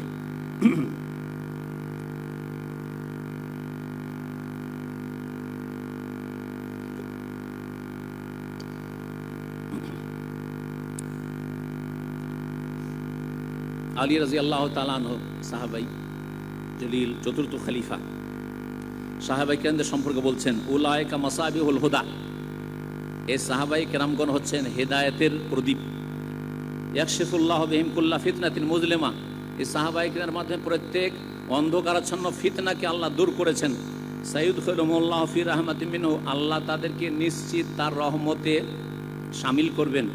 লাইসা উলাইকা বিল মাজাই, তারা এমন ছিলেন না যে তারা অশ্লীল কথা কাজের প্রচার প্রসার করবেন, আর তারা কোনো লোক দেখানো কোনো আমলও করেননি, দুনিয়ার স্বার্থে কোনো আমল করেননি। হিলিয়াতুল আউলিয়াতে প্রথম খণ্ড ৭৭ পৃষ্ঠায় এই কথাটি ইমাম আবু নাঈম তার কিতাবে উল্লেখ করেছেন। এছাড়া আলী রাদিয়াল্লাহু তাআলা আরও বলেছেন, সাহাবায়ে কেরামদের সম্পর্কে বলছেন, লাকাদ রাআইতু আসারা মিন আসহাবি রাসূলিল্লাহ সাল্লাল্লাহু আলাইহি ওয়াসাল্লাম, আমি রাসূলুল্লাহ সাল্লাল্লাহু আলাইহি ওয়াসাল্লামের সাহাবায়ে কেরামদেরকে দেখেছি, এবং ফামা আরা আহাদান, এবং তাদের চরিত্র দেখেছি, তাদের ঈমান আমল দেখেছি। ফামা আরা আহাদান ইউশবিহুহুম, এখন আর জামানা যত যাচ্ছে, সাহাবায়ে কেরাম দুনিয়া থেকে বিদায় নিচ্ছেন, আর ওই রকম লোক দেখতে পাচ্ছি না। ওয়াল্লাহি ওয়া ইন কানু লা ইউসবিহুনা শুসান গুবরান সুফরান বাইনা আয়ুনিহিম, আমি তাদেরকে দেখেছি যে তারা, তাদের চুল বিক্ষিপ্ত থাকতো, ধুলো ধূসরিত থাকতেন তারা, এবং তারা এবাদত বন্দি করে এত আল্লাহর সামনে কান্না করতেন এবং এত কঠোর পরিশ্রমের এবাদত করতেন সারা রাত জেগে, তাদের চেহারা মুখমণ্ডল হলুদ বর্ণ হয়ে যেত, এবং তাদের মাথায় দাগ পড়তো যেমন ছাগলের হাঁটুতে দাগ পড়ে থাকে। ছাগলের হাঁটুতে দেখবেন যে লোম থাকে না, হ্যাঁ, হাঁটুতে ভর দেওয়ার কারণে এইরকম তাদের দাগ থাকতো। আর বলছেন ওয়াকাদ বাতু ইয়াতুলুনা কিতাব আল্লাহ, তারা আল্লাহর কিতাব সারা রাত ধরে তেলাওয়াত করতেন। আজকাল সারা রাত তো ইন্টারনেট নিয়ে পড়ে থাকেন, ফেসবুক আর ইউটিউব নিয়ে পড়ে থাকেন, আর বিভিন্ন আপনার যে সব সোশ্যাল মিডিয়া রয়েছে সেগুলি নিয়ে পড়ে থাকেন। যদি বলা হয় দিনে, সারা দিনে আধা ঘন্টা 20 মিনিটে এক পারা কোরআন পড়া হবে, 20 মিনিট শুধু কোরআন তেলাওয়াত করেন, ডেইলি এক পারা কোরআন পড়া হবে, মাস শেষ হবে এক খতম হবে। শুধু রমজানের সাথে কোরআনকে সীমিত করে দিয়েছেন হাফেজ সাহেবরা, আলেম সাহেবরা, এবং যারা নিজেদেরকে পরহেজগার মনে করছেন, পরহেজগাররা, নামাজি লোকেরা শুধু রমজানের সাথে তেলাওয়াত খাস, আর জুমার দিনে একটু আগে ভাগে চলে আসলে একটু কোরআন তেলাওয়াত করে নিলাম। আরব দেশগুলিতে এইরকম হয়ে গেছে, দেশে তো সেটাও নেই, জুমার দিনে যে কোরআন তেলাওয়াতের ব্যবস্থা আছে তাও নেই। না, এটা সাহাবায়ে কেরামদের চরিত্র ছিল না। সাহাবায়ে কেরাম সারা রাত ধরে তাহাজ্জুদের ভিতরে কোরআন তেলাওয়াত করতেন। ইউরাহিউনা বাইনা আকদামি ওয়া জিবাহিহিম, কখনো পায়ে ভর দিয়ে দাঁড়িয়ে পা তারা ফুলিয়ে দিয়েছেন, এবং কখনো সিজদায় লুটিয়ে পড়ে থেকেছেন, ঘন্টার পর ঘন্টা সিজদায় পড়ে আছেন, আল্লাহর সামনে কান্না করছেন। এইভাবে তিনি সাহাবায়ে কেরামদের প্রশংসা করেছেন। আব্দুল্লাহ বিন মাসউদ রাদিয়াল্লাহু তাআলা দুটি উক্তি রয়েছে, অত্যন্ত চমৎকার উক্তি রয়েছে সাহাবায়ে কেরামদের প্রশংসা সম্পর্কে। বলছেন আব্দুল্লাহ বিন মাসউদ রাদিয়াল্লাহু তাআলা নবী সাল্লাল্লাহু আলাইহি ওয়াসাল্লামের খাস সাহাবী, খাস যেসব সাহাবীরা ছিলেন তাদের একজন আব্দুল্লাহ বিন মাসউদ। বলা হচ্ছে যে আব্দুল্লাহ বিন মাসউদকে নবী সাল্লাল্লাহু আলাইহি ওয়াসাল্লাম বলে দিয়েছিলেন, মক্কা থেকেই, গরিব মানুষ ছিলেন, আর কুরাইশ বংশের তিনি ছিলেন না। তো নবী সাল্লাল্লাহু আলাইহি ওয়াসাল্লাম তাকে বলে দিয়েছেন, তুমি আমার বাড়িতে আমার কাছে আসতে চাইলে তোমাকে কোনো বিশেষ পারমিশনের দরকার নেই, তুমি বলবে যে আবনে মাসউদ এসছি, তোমার জন্য রাস্তা খুলে দেওয়া হবে। স্পেশাল অনুমতি ছিল। এই আব্দুল্লাহ বিন মাসউদ রাদিয়াল্লাহু তাআলা আনহু বলছেন যে আমি 5 জন যখন ইসলাম গ্রহণ করে, আমি 5 জনের পঞ্চম ছিলাম, বা 5 জনের ষষ্ঠ ছিলাম, মানে 6 জনের ষষ্ঠ ব্যক্তি বা পঞ্চম ব্যক্তি আমি ইসলাম গ্রহণ করেছি মক্কাতুল মুকাররমায়। সেই ইবনে মাসউদ রাদিয়াল্লাহু তাআলা আনহু বলছেন, ইন্নাল্লাহা নাযারা ইলা কুলুবিল ইবাদ, আল্লাহ বান্দাদের অন্তরের দিকে তাকালেন, নজর দিলেন। ফাওয়াজাদা কালবা মুহাম্মাদিন সাল্লাল্লাহু আলাইহি সাল্লাম খাইরা কুলুবিল ইবাদ, পেলেন মুহাম্মদুর রাসূলুল্লাহ সাল্লাল্লাহু আলাইহি সাল্লামের অন্তরকে সবচাইতে উত্তম উৎকৃষ্ট অন্তর, সবচাইতে ভালো অন্তর কার পেলেন? মুহাম্মদুর রাসূলুল্লাহ সাল্লাল্লাহু আলাইহি সাল্লামের। আল্লাহ পাক রব্বুল আলামিন ফাস্তাফাহু লিনাফসিহি, সুতরাং নিজের জন্য মনোনীত করলেন। ফাবতাসাহু বিরিসালাতি, এবং তাকে রিসালাত দিয়ে ধন্য করলেন, রাসূল করে প্রেরণ করলেন, শেষ রাসূল করে। সুম্মা নাযারা ফি কুলুবিল ইবাদ, তারপরে অন্যান্য বান্দাদের অন্তরের দিকে আল্লাহ নজর দিলেন। বাদা কালবে মুহাম্মাদিন সাল্লাল্লাহু আলাইহি ওয়াসাল্লাম, মুহাম্মদ সাল্লাল্লাহু আলাইহি ওয়াসাল্লামের কলবের পরে ফাওয়াজাদা কুলুব আসহাবি খাইরা কুলুবিল ইবাদ, পেলেন আল্লাহ রাব্বুল আলামিন নবী মুহাম্মদ সাল্লাল্লাহু আলাইহি ওয়াসাল্লামের সাহাবায়ে কেরামদের হৃদয়কে সবচাইতে উৎকৃষ্ট হৃদয়, সবচাইতে উত্তম অন্তর পেলেন। ফাজাআলাহুম ওয়াজারা নবিহি, সুতরাং তাদেরকে নবীর মন্ত্রী বানিয়ে দিলেন, ওজারা, নবীর সহযোগী বানিয়ে দিলেন, নবীর সাথী সঙ্গী বানিয়ে দিলেন, যে তোমরাই নবীর সাথী সঙ্গী হওয়ার, নবীর সহযোগী হওয়ার যোগ্যতা রাখো। ইউকাতিলুনা আলা দীনিহি, আল্লাহর দিনের জন্য নবী মুহাম্মদ সাল্লাল্লাহু আলাইহি ওয়াসাল্লামের ডানে বামে সামনে পিছনে হয়ে তারা সশস্ত্র জিহাদ করবে। ফামার আল মুসলিমুন হাসানান ফাহুয়া ইনদাল্লাহ হাসান, সুতরাং এই মুসলিমরা যেটাকে ভালো মনে করেছে সেটাই হচ্ছে আল্লাহর কাছে ভালো, বেদাতি মুসলিমরা নয়। এই হাদিস আবার বেদাতের সমর্থনে পেশ করা হয়, যে কাজটা কোরআন হাদিসে না থাকলে কি হবে, ভালো তো, কাজটা তো ভালো লাগছে, তাই না? মিলাদ কোরআন হাদিসে না থাকলে কি হবে, ভালোই তো, নবীকে সারা বছর মনে রাখতে পারি না, একটা দিন তো মনে করলাম, তাই না? গরিব মিসকিনে সারা বছর খাওয়াই না, নয় একটা শবে বরাতে তো খাওয়াইতে দেন একটু হালুয়া রুটি, তাই না? ভালোই তো কাজটা, কোন মন্দ কাজ করলাম, কোনো কি কবিরা গুনাহ করলাম, কোনো কি চুরি ডাকাতি করতে গেছে? না, এইসব যুক্তি চলবে না। কারণ যদি সেটা কল্যাণ হতো তো সাহাবায়ে কেরামরা সবচেয়ে বেশি অগ্রগামী সেই ক্ষেত্রে। তো এখানে যে বলা হয়েছে ফামারা আল মুসলিমুন হাসানান, এই মুসলিমরা যাদের প্রশংসা করা হচ্ছে, ইবনে মাসউদ প্রশংসা করছেন কাদের? সাহাবায়ে কেরামরা যেই কোয়ালিটির মুসলিম, তারা যেটাকে ভালো মনে করেছেন, নিজের পক্ষ থেকে নয়, নবীর পক্ষ থেকে স্বীকৃতি পেয়েছেন, অনুমোদন পেয়েছেন, সেটা হচ্ছে হাসান, ভালো। ওমা রাহু সাইয়ান, আর যেটাকে তারা ভালো মনে করেননি, মন্দ মনে করেছেন, ফাহুয়া ইনদাল্লাহি সাইয়্যুন, সেটা আল্লাহর কাছে অবশ্যই মন্দ। মুসনাদে আহমদ প্রথম খণ্ড 379 পৃষ্ঠা। আব্দুল্লাহ বিন মাসউদ রাদিয়াল্লাহু তাআলা থেকে আরেকটি উক্তি শোনাও বলছিলাম। ইমাম রাজিন মুহাদ্দিস একজন, তিনি তার হাদিসের কিতাবে উল্লেখ করেছেন, বলছেন ইবনে মাসউদ রাদিয়াল্লাহু তাআলা, মান কানা মুস্তান্নান ফালিয়াস্তান্না বিমান কাদ মাতা, কেউ যদি অনুসরণ করতে চায়, কাউকে ফলো করতে চায়, তাহলে যারা মারা গেছেন তাদেরকে অনুসরণ করিও, ঈমানের অবস্থায়, হেদায়েতের অবস্থায়, কোরআন সুন্নাহর অনুসারী হয়ে, তৌহিদবাদী হয়ে, শিরক মুক্ত হয়ে, বিদআত মুক্ত হয়ে, সুন্নত ভক্ত হয়ে মারা গেছে। আর তারা হচ্ছেন সাহাবায়ে কেরাম। ইবনে মাসউদ রাদিয়াল্লাহু তাআলা সাহাবীদের প্রশংসা করছেন, বলছেন যারা মারা গেছেন, অর্থাৎ সাহাবীরা যে চলে গেছেন তাদেরকে অনুসরণ করি, অথচ এখনো মেলা সাহাবী বেঁচে আছেন। যেই সাহাবীরা দুনিয়া থেকে চলে গেছেন ওদের ক্ষেত্রে সার্টিফিকেট দিচ্ছি, তাদেরকে ফলো করিও। ফাইনাল হাইয়া লা তুমানু আলাইহিল ফিতনা, কারণ যারা এখনো বেঁচে আছে তারা ফিতনা থেকে নিরাপদ নয়। আজকে ভালো ভালো কথা শুনছেন আর বলছেন, কালকে গুমরাহ হয়ে যেতে পারে। এই জন্য আল্লাহ কোরআনে কারীমে দোয়া শিখিয়ে দিয়েছেন, রব্বানা লা তুযিগ কুলুবানা বা'দা ইয হাদাইতানা ওয়া হাব লানা মিন লাদুনকা রাহমাতান ইন্নাকা আনতাল ওয়াহাব। আল্লাহ আমাদেরকে হেদায়েত করার পরে বক্র পথে পরিচালিত করিও না। এক গর্ত থেকে উঠে আসলেন, আর এক গর্তে গিয়ে পড়ে গেলেন।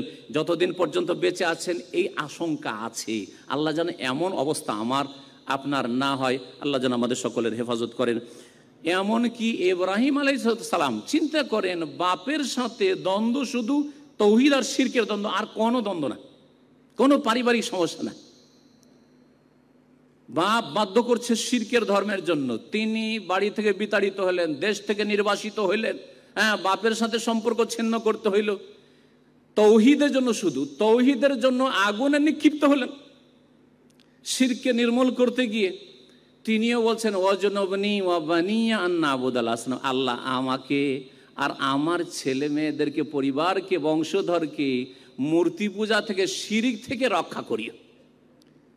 ইমাম ইব্রাহিম তাইমি রহমাতুল্লাহ আলাইহি, খুব বড় একজন তাবী ইমাম ছিলেন, তিনি বলছেন যে ওয়ামাইয়া আমানুল বালা বাদা ইব্রাহিম খলিলুল্লাহ এত বড় নবী রসুল হওয়ার পরেও যদি তিনি আশঙ্কা করেন যে কি জানি আমাকে রক্ষা করো আল্লাহ শিরিক থেকে, আমাকেও আর আমার বংশধরকে, আমার ছেলেদেরকে, ইসমাইলকে, ইসহাককে, ইয়াকুবকে, ইউসুফকে, তাদেরকে রক্ষা করিও, এই দোয়া যদি তিনি করেন, নিজেকে নিরাপদ না মনে করেন, তাহলে আমরা কি করে নিরাপদ হতে পারি? আমি তাওহীদের কথা বলছি বলে আমি নিরাপদ না? কখনো নিরাপদ নয়। আল্লাহ যেন আমাদেরকে হেদায়েতের পথে কন্টিনিউ করার তৌফিক দান করেন। আল্লাহ যেন মওত পর্যন্ত ঈমান ইসলামের ওপর কায়েম রাখেন, তৌহিদের ওপর কায়েম রাখেন, সুন্নাহর ওপর কায়েম রাখেন, শিরক বিদআত থেকে বেঁচে থাকার তৌফিক দান করেন, বিভিন্ন ফাসিকি আর গুনহার কাজ থেকে আল্লাহ যেন আমাদেরকে বেঁচে থাকার তৌফিক দান করেন। বলছেন যারা বেঁচে আছে, ইবনে মাসউদ বলছেন যে ফাইনাল হাইয়া লা তুমানু আলাইহিল ফিতনা, যে বেঁচে আছে সে ফিতনা থেকে নিরাপদ নাই।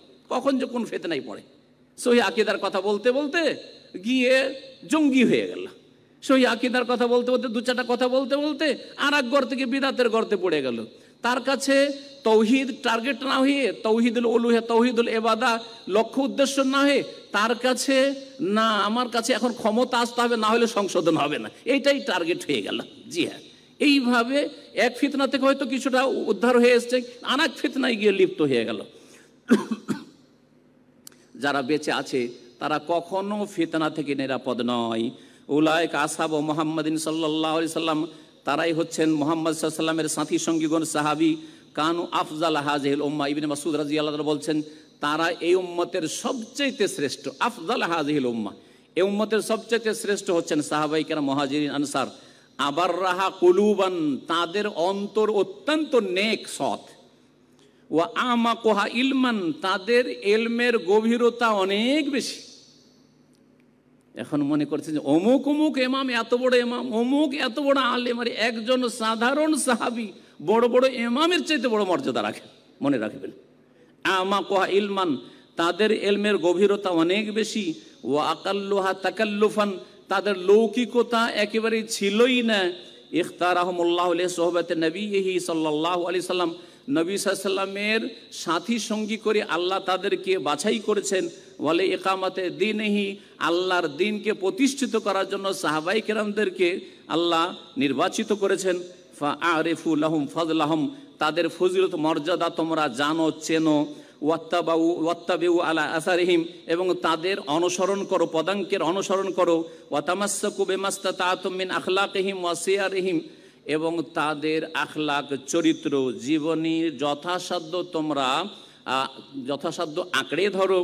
ফাইন্নাহুম কানু আলাল হুদাল মুস্তাকিম, কারণ তারা সরল পথের পথিক ছিলেন, তারা সঠিক পথের পথিক ছিলেন, তারা হেদায়েতের রাস্তায় ছিলেন।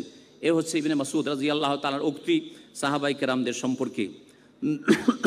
এইরকমই হাসান বসরি রাহমাতুল্লাহ আলাইহি প্রখ্যাত তাবেঈ, তিনি সাহাবায়ে কেরাম রাদিয়াল্লাহু তাআলা আনহুমদের প্রশংসায় অনেক কথাই বলেছেন। সংক্ষেপে তার দু চারটি কথা শোনাই।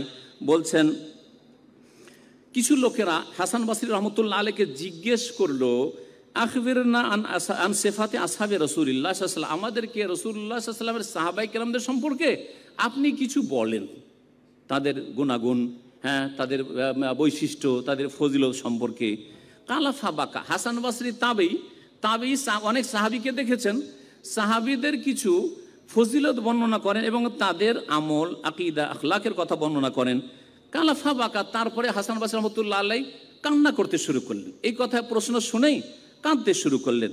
ওয়াকালা, তারপরে বললেন, জাহারাত মিনহুম আলামাতুল খাইরি, তাদের থেকে কল্যাণের লক্ষণ প্রকাশ পেয়েছিল, সাহাবায়ে কেরামদের থেকে কল্যাণের লক্ষণ প্রকাশ পেয়েছিল।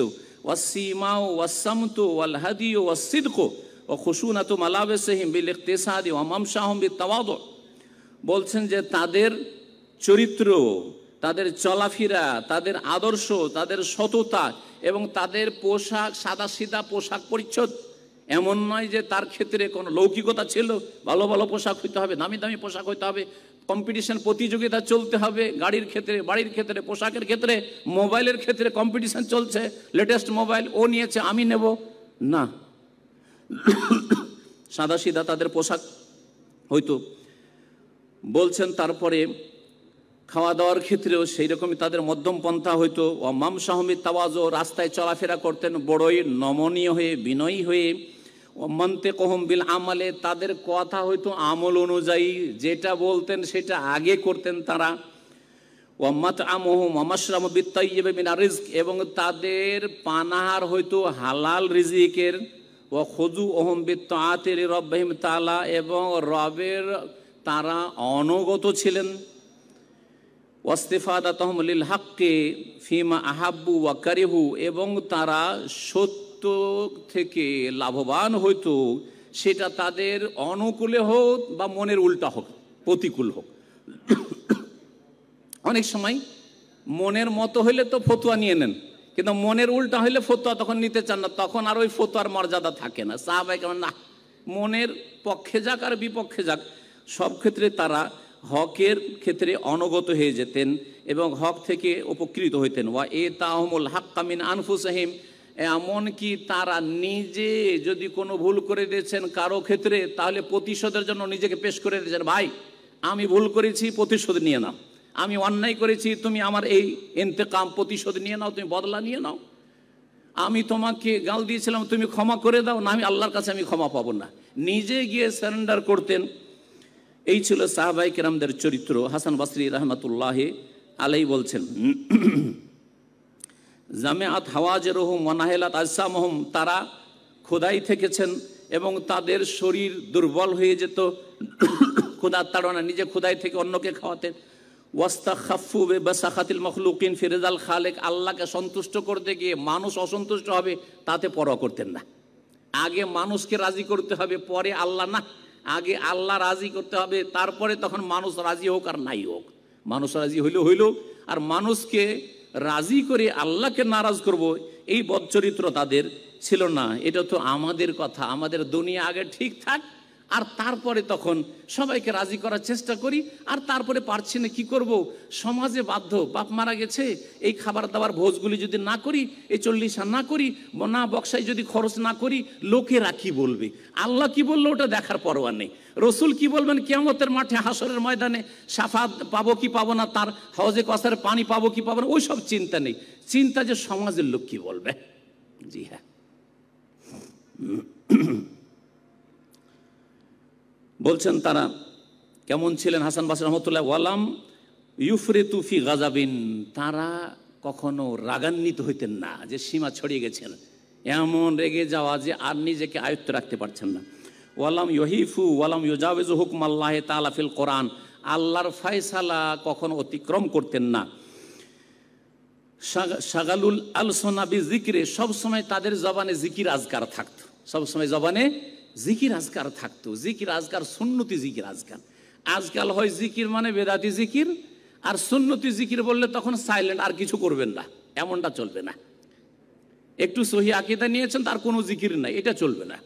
বেদাতি জিকির ছাড়তে হবে, সুন্নতি জিকির বাড়াইতে হবে, এটা হচ্ছে সাহাবায়ে কেরামদের চরিত্র। সুন্নতি জিকির হচ্ছে সম্পূর্ণ বাক্য দিয়ে জিকির করা, সুবহানাল্লাহ, আলহামদুলিল্লাহ, আল্লাহু আকবার, লা ইলাহা ইল্লাল্লাহ, সুবহানাল্লাহি ওয়া বিহামদিহি সুবহানাল্লাহিল আযীম। এক কথায় নবী সাল্লাল্লাহু আলাইহি ওয়াসাল্লাম থেকে যেসব জিকির আজকার প্রমাণিত, সকাল সন্ধ্যার জিকির আজকার, 5 ওয়াক্ত ফরজ নামাজের পরে জিকির আজকার, ঘুমাবার আগের জিকির আজকার, ঘুম থেকে জেগে জিকির আজকার, বাড়ি থেকে বের হওয়ার জিকির আজকার, বাড়িতে ঢোকার জিকির আজকার, গাড়িতে চড়ার জিকির আজকার, কোনো জায়গায় অবতরণের জিকির আজকার, এগুলো হচ্ছে সুন্নতি জিকির আজকার। এইসব জিকিরের পাবন হইতে হবে, এটা হচ্ছে আল্লাহর জিকির, সাহাবায়ে কেরামদের আদর্শ। আর আমাদের সমাজে যে জিকির আছে, ইল্লাল্লাহর জিকির, নয় আল্লাহর জিকির, হুহার জিকির, আর আরও যে কত রকমের জিকির, সম্মিলিত জিকির, একসাথে সুর ধরে জিকির, গানের ছলে জিকির, এইসব জিকির সাহাবায়ে কেরামদের আদর্শ নয়। এতবার এই করেন, এতবার এই করেন, সুয়ালাক খতমে দোয়া ইউনুস পড়েন তাহলে এক খতম হবে, বালা মুসিবত দূর হবে, খতমে জালালি করেন তাহলে হয় বাঁচবে, না হলে তাড়াতাড়ি বিদায় হবে, আউযুবিল্লাহ, এগুলো বিদাতি জিকির আজকার, এগুলো বিদাতি ওজিফা। সাহাবায়ে কেরামদের চরিত্র এরকম ছিল না, তারা সুন্নতি জিকির আজকারে সব সময় জবানকে ব্যস্ত রাখতেন। হাত ব্যস্ত আছে কাজে, ডিউটিতে, হাত ব্যস্ত আছে গাড়ি চালাতে, জবান তো ফ্রি আছে, জবান তো লাগে না গাড়ি চালাবার জন্য, তখন আপনার জবান জিকির আজকার করুক। সিগন্যালে দাঁড়িয়ে আছেন, ট্রাফিক জ্যামে পড়ে আছেন, আপনি জবান দিয়ে জিকির আজকার করেন। হাসপাতালে গিয়ে অপেক্ষায় বসে আছেন, লাইন লেগে বসে আছেন, আপনি সেখানে জিকির আজকার করেন, কোরআন তেলাওয়াত করেন, কিছুই করছেন না, গুনহার বোঝা বাড়াচ্ছেন, হয়তো হ্যাঁ স্মার্টফোন আছে, গুনহার বোঝা বাড়াচ্ছেন। এটা সাহাবায়ে কেরামদের আদর্শ ছিল না। আল্লাহ যেন তাদের আদর্শে আদর্শিত হওয়ার তৌফিক দান করেন।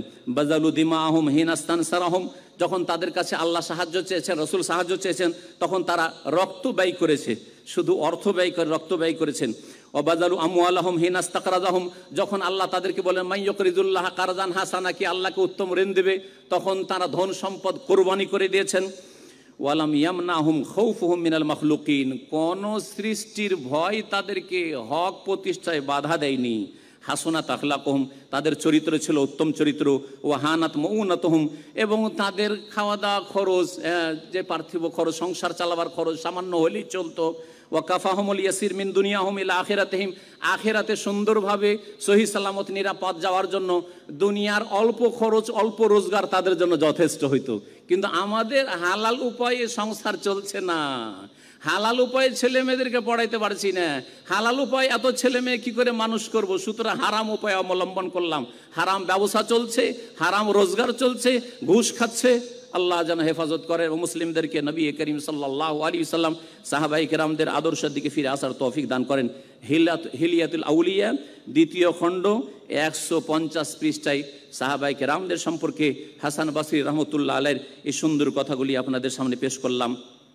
আর দু একটি অত্যন্ত গুরুত্বপূর্ণ বক্তব্য পেশ করি আইম্মায়ে কেরামদের। ইমাম তাহাবির নাম কে জানে না, বিশেষ করে হানাফি ভাইরা, কারণ হানাফি ভাইদের আমাদেরও মুহাদ্দিস, কিন্তু তিনি হানাফি, বিশেষ করে হানাফি মুহাদ্দিস তিনি ইমাম তাহাবি রহমতুল্লাহ আলাইহি। ফিকহি মাসলা মাসাইলের ক্ষেত্রে তিনি হানাফি, কিন্তু আকীদার ক্ষেত্রে তিনি সাহাবায়ে কেরামদের তাওহীদুল আসমা সিফাতের ক্ষেত্রে অনুসারী। তার কিতাব স্পষ্ট প্রমাণ করে তিনি আশআরী মতবাদ অথবা মাতুরিদি মতবাদ, এইসব মানুষের তৈরি করা মতবাদ, এইসব মতবাদের কাছে ছিলেন না তিনি। এই ইমাম তাহাবি রহমতুল্লাহ আলাইহি আকীদা তাহাবিয়া নামক কিতাব রয়েছে, বাংলায় অনুবাদ হয়েছে। সেই কিতাবের সারা ভাষ্য করেছে ইমাম ইবনু আবুল ইজ আল হানাফি রাহিমাহুমুল্লাহ জামিয়ান। এই দুইজনের দুটো বক্তব্য শোনাবো আপনাদেরকে। ইমাম তাহাবি রহমতুল্লাহ আলাইহি বলছেন, ওয়া নুহিব্বু আসহাবা রাসূলিল্লাহ সাল্লাল্লাহু আলাইহি ওয়াসাল্লাম, আমরা রাসূলুল্লাহ সাল্লাল্লাহু আলাইহি ওয়াসাল্লামের সাহাবায়ে কিরামদেরকে ভালোবাসি। ওয়ালা নুফরিতু ফি হুব্বি আহাদিম মিনহুম, কিন্তু তাদের কোনো একজনকে ভালোবাসতে গিয়ে সীমা লঙ্ঘন করব না, বাড়াবাড়ি করব না। একজনকে বেশি ভালোবাসতে গিয়ে আর একজনের সাথে বিদ্বেষ সৃষ্টি হয়, এটা সালাফদের তরিকা নাই, এটা সাহাবায়ে কেরামদের তরিকা নাই, এটা তাবেঈনদের তরিকা নাই। বলছেন যে ভালোবাসবো, সকলকে ভালোবাসবো, কিন্তু একজনকে এমন বেশি ভালোবাসলাম, সীমা ছড়িয়ে গেলাম, তখন আর একজনের ক্ষেত্রে বিদ্বেষ তৈরি হয়ে গেল। আলী রাদিয়াল্লাহু তাআলার ভালোবাসার দোহাই দিয়ে, হাসান হোসেনের ভালোবাসার দোহাই দিয়ে মুআবিয়া রাদিয়াল্লাহু তাআলার সাথে বিদ্বেষ পয়দা করে দিলাম। এইটা আদর্শ সালাফদের নয়, এইটা আইম্মায়ে আরবা ইমাম আবু হানিফা, শাফি, মালিক, আহমদের আদর্শ নয়, এটা ইমাম তাহাবির আদর্শ নয়, এটা আইম্মায়ে কেরাম রিজওয়ানুল্লাহ তাআলা আজমাইন ওয়া রাহিমাহুমুল্লাহ জামিয়ান তাদের আদর্শ নয়। তাই বলছেন তিনি যে একজনকে ভালোবাসা তার মানে আরেকজনের সাথে শত্রুতা, বেশি ভালো, এইরকম ভালোবাসা নয়, সকলকে ভালোবাসবো। ঠিক ওই রকমই আমরা চার ইমামকে এমনভাবে ভালোবাসবো, সকলের মর্যাদা আমাদের কাছে একরকম। ইমাম আবু হানিফা, শাফি, মালিক, আহমদ একই নজরে একই রকম ভালোবাসবো, কিন্তু একজনকে এমন ভালোবাসা বাসলাম যে অন্ধভক্ত হয়ে গেলাম, বাকি তিনজনকে এমন উপেক্ষা করলাম যে তাদের নাম পর্যন্ত আমাদের কাছে আসলে রাহিমাহুল্লাহ বলার প্রয়োজন মনে করি না। তাদের কথা যদি কোরআন সুন্নাহর সাথে 100% মিলে, তারপরে কোনো মূল্য রাখে না, এটা সঠিক তরিকা নয়, ভুল পন্থা এটা। সম্মানিত ভাতৃমণ্ডলী, বলছেন ইমাম তাহাবি রহমতুল্লাহ আলাইহি যে সাহাবায়ে কেরামদেরকে ভালোবাসি, কিন্তু তাদের একজনকে ভালোবাসার ক্ষেত্রে সীমা লঙ্ঘন করি না। ওয়ালা নাতাবাররাউ মিন আহাদ মিনহুম, এবং তাদের কোনো একজন থেকে সম্পর্ক ছেদ করি না, যে না অমুকের সাথে আমার সম্পর্ক নাই। যেমন আপনারা অনেকে হয়তো বলেন যে অমুক খারাপ, অমুর সাথে আমার সম্পর্ক নাই।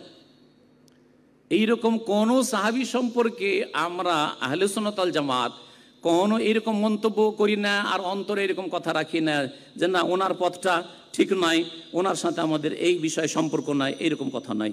অনুবগেজ মাই ইউবগেজহুম, বলছেন ইমাম তাহাবি, যারা সাহাবীদের সাথে শত্রুতা রাখে তাদের সাথে আমরা আহলে সুন্নাত ওয়াল জামাত শত্রুতা রাখি।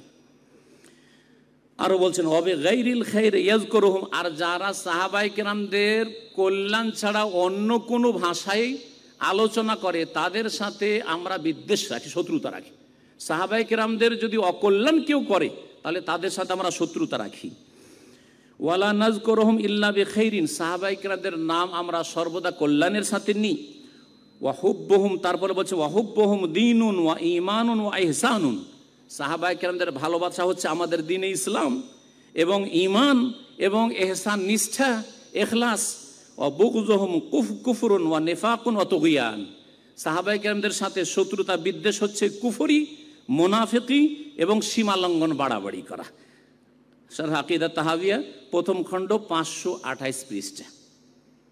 ইমাম ইবনে আবিল ইজ আল হানাফি, তিনি হানাফি একজন ইমাম, এবং আকীদা তাহাবিয়ার যে কিতাবটি রয়েছে ছোট পুস্তিকা, তার সারা একেবারে বড় খণ্ডে রয়েছে। তাতে তিনি বলছেন এই আয়াতগুলি সম্পর্কে, যা সাহাবায়ে কেরামদের সম্পর্কে শোনালাম, কিছু আয়াত উল্লেখ করার পরে যে এতে আল্লাহ প্রশংসা করেছেন মুহাজিরিন আনসারদের, এবং তারপরে যারা তাদের নিষ্ঠার সাথে অনুসারী হবে তাদের জন্য পরবর্তীকালে লোকেরা ক্ষমা চাইবে। রব্বানা ইগফির লানা ওয়া লিইখওয়ানিনা সাবাকুনা বিল ঈমান ওয়া ইয়াসআলুনাল্লাহ আল্লা ইয়াজআলা ফি কুলুবিহিম গিল্লাল লাহুম, এবং আল্লাহর কাছে কামনা করবে যে আমাদের অন্তরে সাহাবায়ে কেরামদের সম্পর্কে যেন কোনো বিদ্বেষ না থাকে, তাবেঈনদের সম্পর্কে কোনো বিদ্বেষ না থাকে, আইম্মায়ে কেরাম সম্পর্কে বিদ্বেষ না থাকে, মুহাদ্দিসিনে কেরাম সম্পর্কে বিদ্বেষ না থাকে, ইমাম আবু হানিফা, শাফি, মালিক, আহমদ সম্পর্কে যেন আমাদের অন্তরে বিদ্বেষ কালিমা না থাকে। বলছেন তারপরে যে ওয়াতাতাযাম্মানু আন্না হাউলাই হুমুল মুস্তাহিকুনা লিল ফাই, যারা সাহাবায়ে কেরামদের সম্পর্কে অন্তরকে পরিষ্কার রাখে তারা ফাইয়ের ধন সম্পদে ভাগ রাখে। ফামান কানা ফি কলবিহি গিল্লুন লিল্লাযিনা আমানু, কেউ যদি বিদ্বেষ রাখে মুমিনদের সম্পর্কে, সাহাবায়ে কেরামদের সম্পর্কে, ওয়ালাম ইস্তাগফির, সাহাবায়ে কেরামদের জন্য যদি রাদিয়াল্লাহু আনহু ক্ষমার দোয়া না করে যে আল্লাহ তাদের ক্ষমা করেছেন, এই বিশ্বাস না রাখে যে তারা জান্নাতি, ওয়ালাম ইস্তাগফির লাহুম লা ইয়াস্তাহিকু ফিল ফাইয়্যি নাসিবান, তাহলে তাদের ফাইয়ের ধন সম্পদে কোনো ভাগ নেই।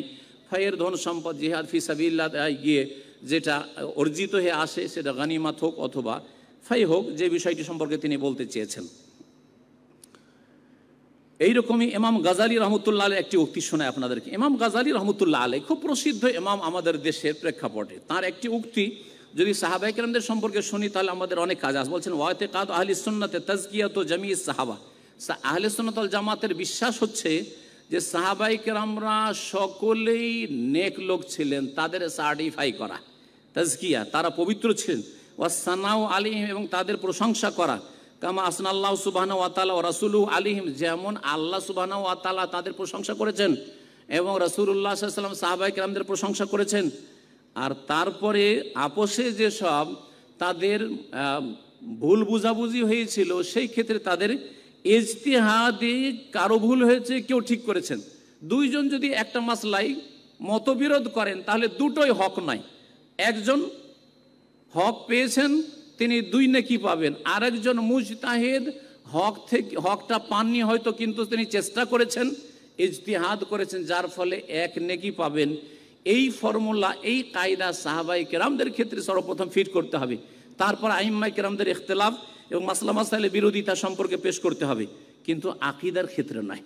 আকীদার ক্ষেত্রে বলবেন যে অসুবিধা, না না, আকীদার ক্ষেত্রে কোনো ইখতিলাফ চলবে না। মাসলা মাসাইলের ক্ষেত্রে ইখতিলাফ হতে পারে, কারণ আল্লাহ বলছে ওয়ালা ইয়াজালুনা মুখতালিফিন, মানুষের মধ্যে চিন্তাধারায় মত পার্থক্য থাকবে, ইখতিলাফ থাকবে, কিন্তু সেই ইখতিলাফকে ফাটলে পরিণত করব, ইখতিলাফের জন্য ছোটোখাটো ইখতিলাফ মাসলা মাসাইলের জন্য দূরত্ব পয়দা করে দেব, মসজিদ আলাদা আলাদা তৈরি হবে, কেউ কারো মসজিদে ঢুকতে দেব না। এইসব হচ্ছে এক রকমের গুমরাহি, যা এক শ্রেণীর মানুষরা আমাদের সমাজে করে থাকে।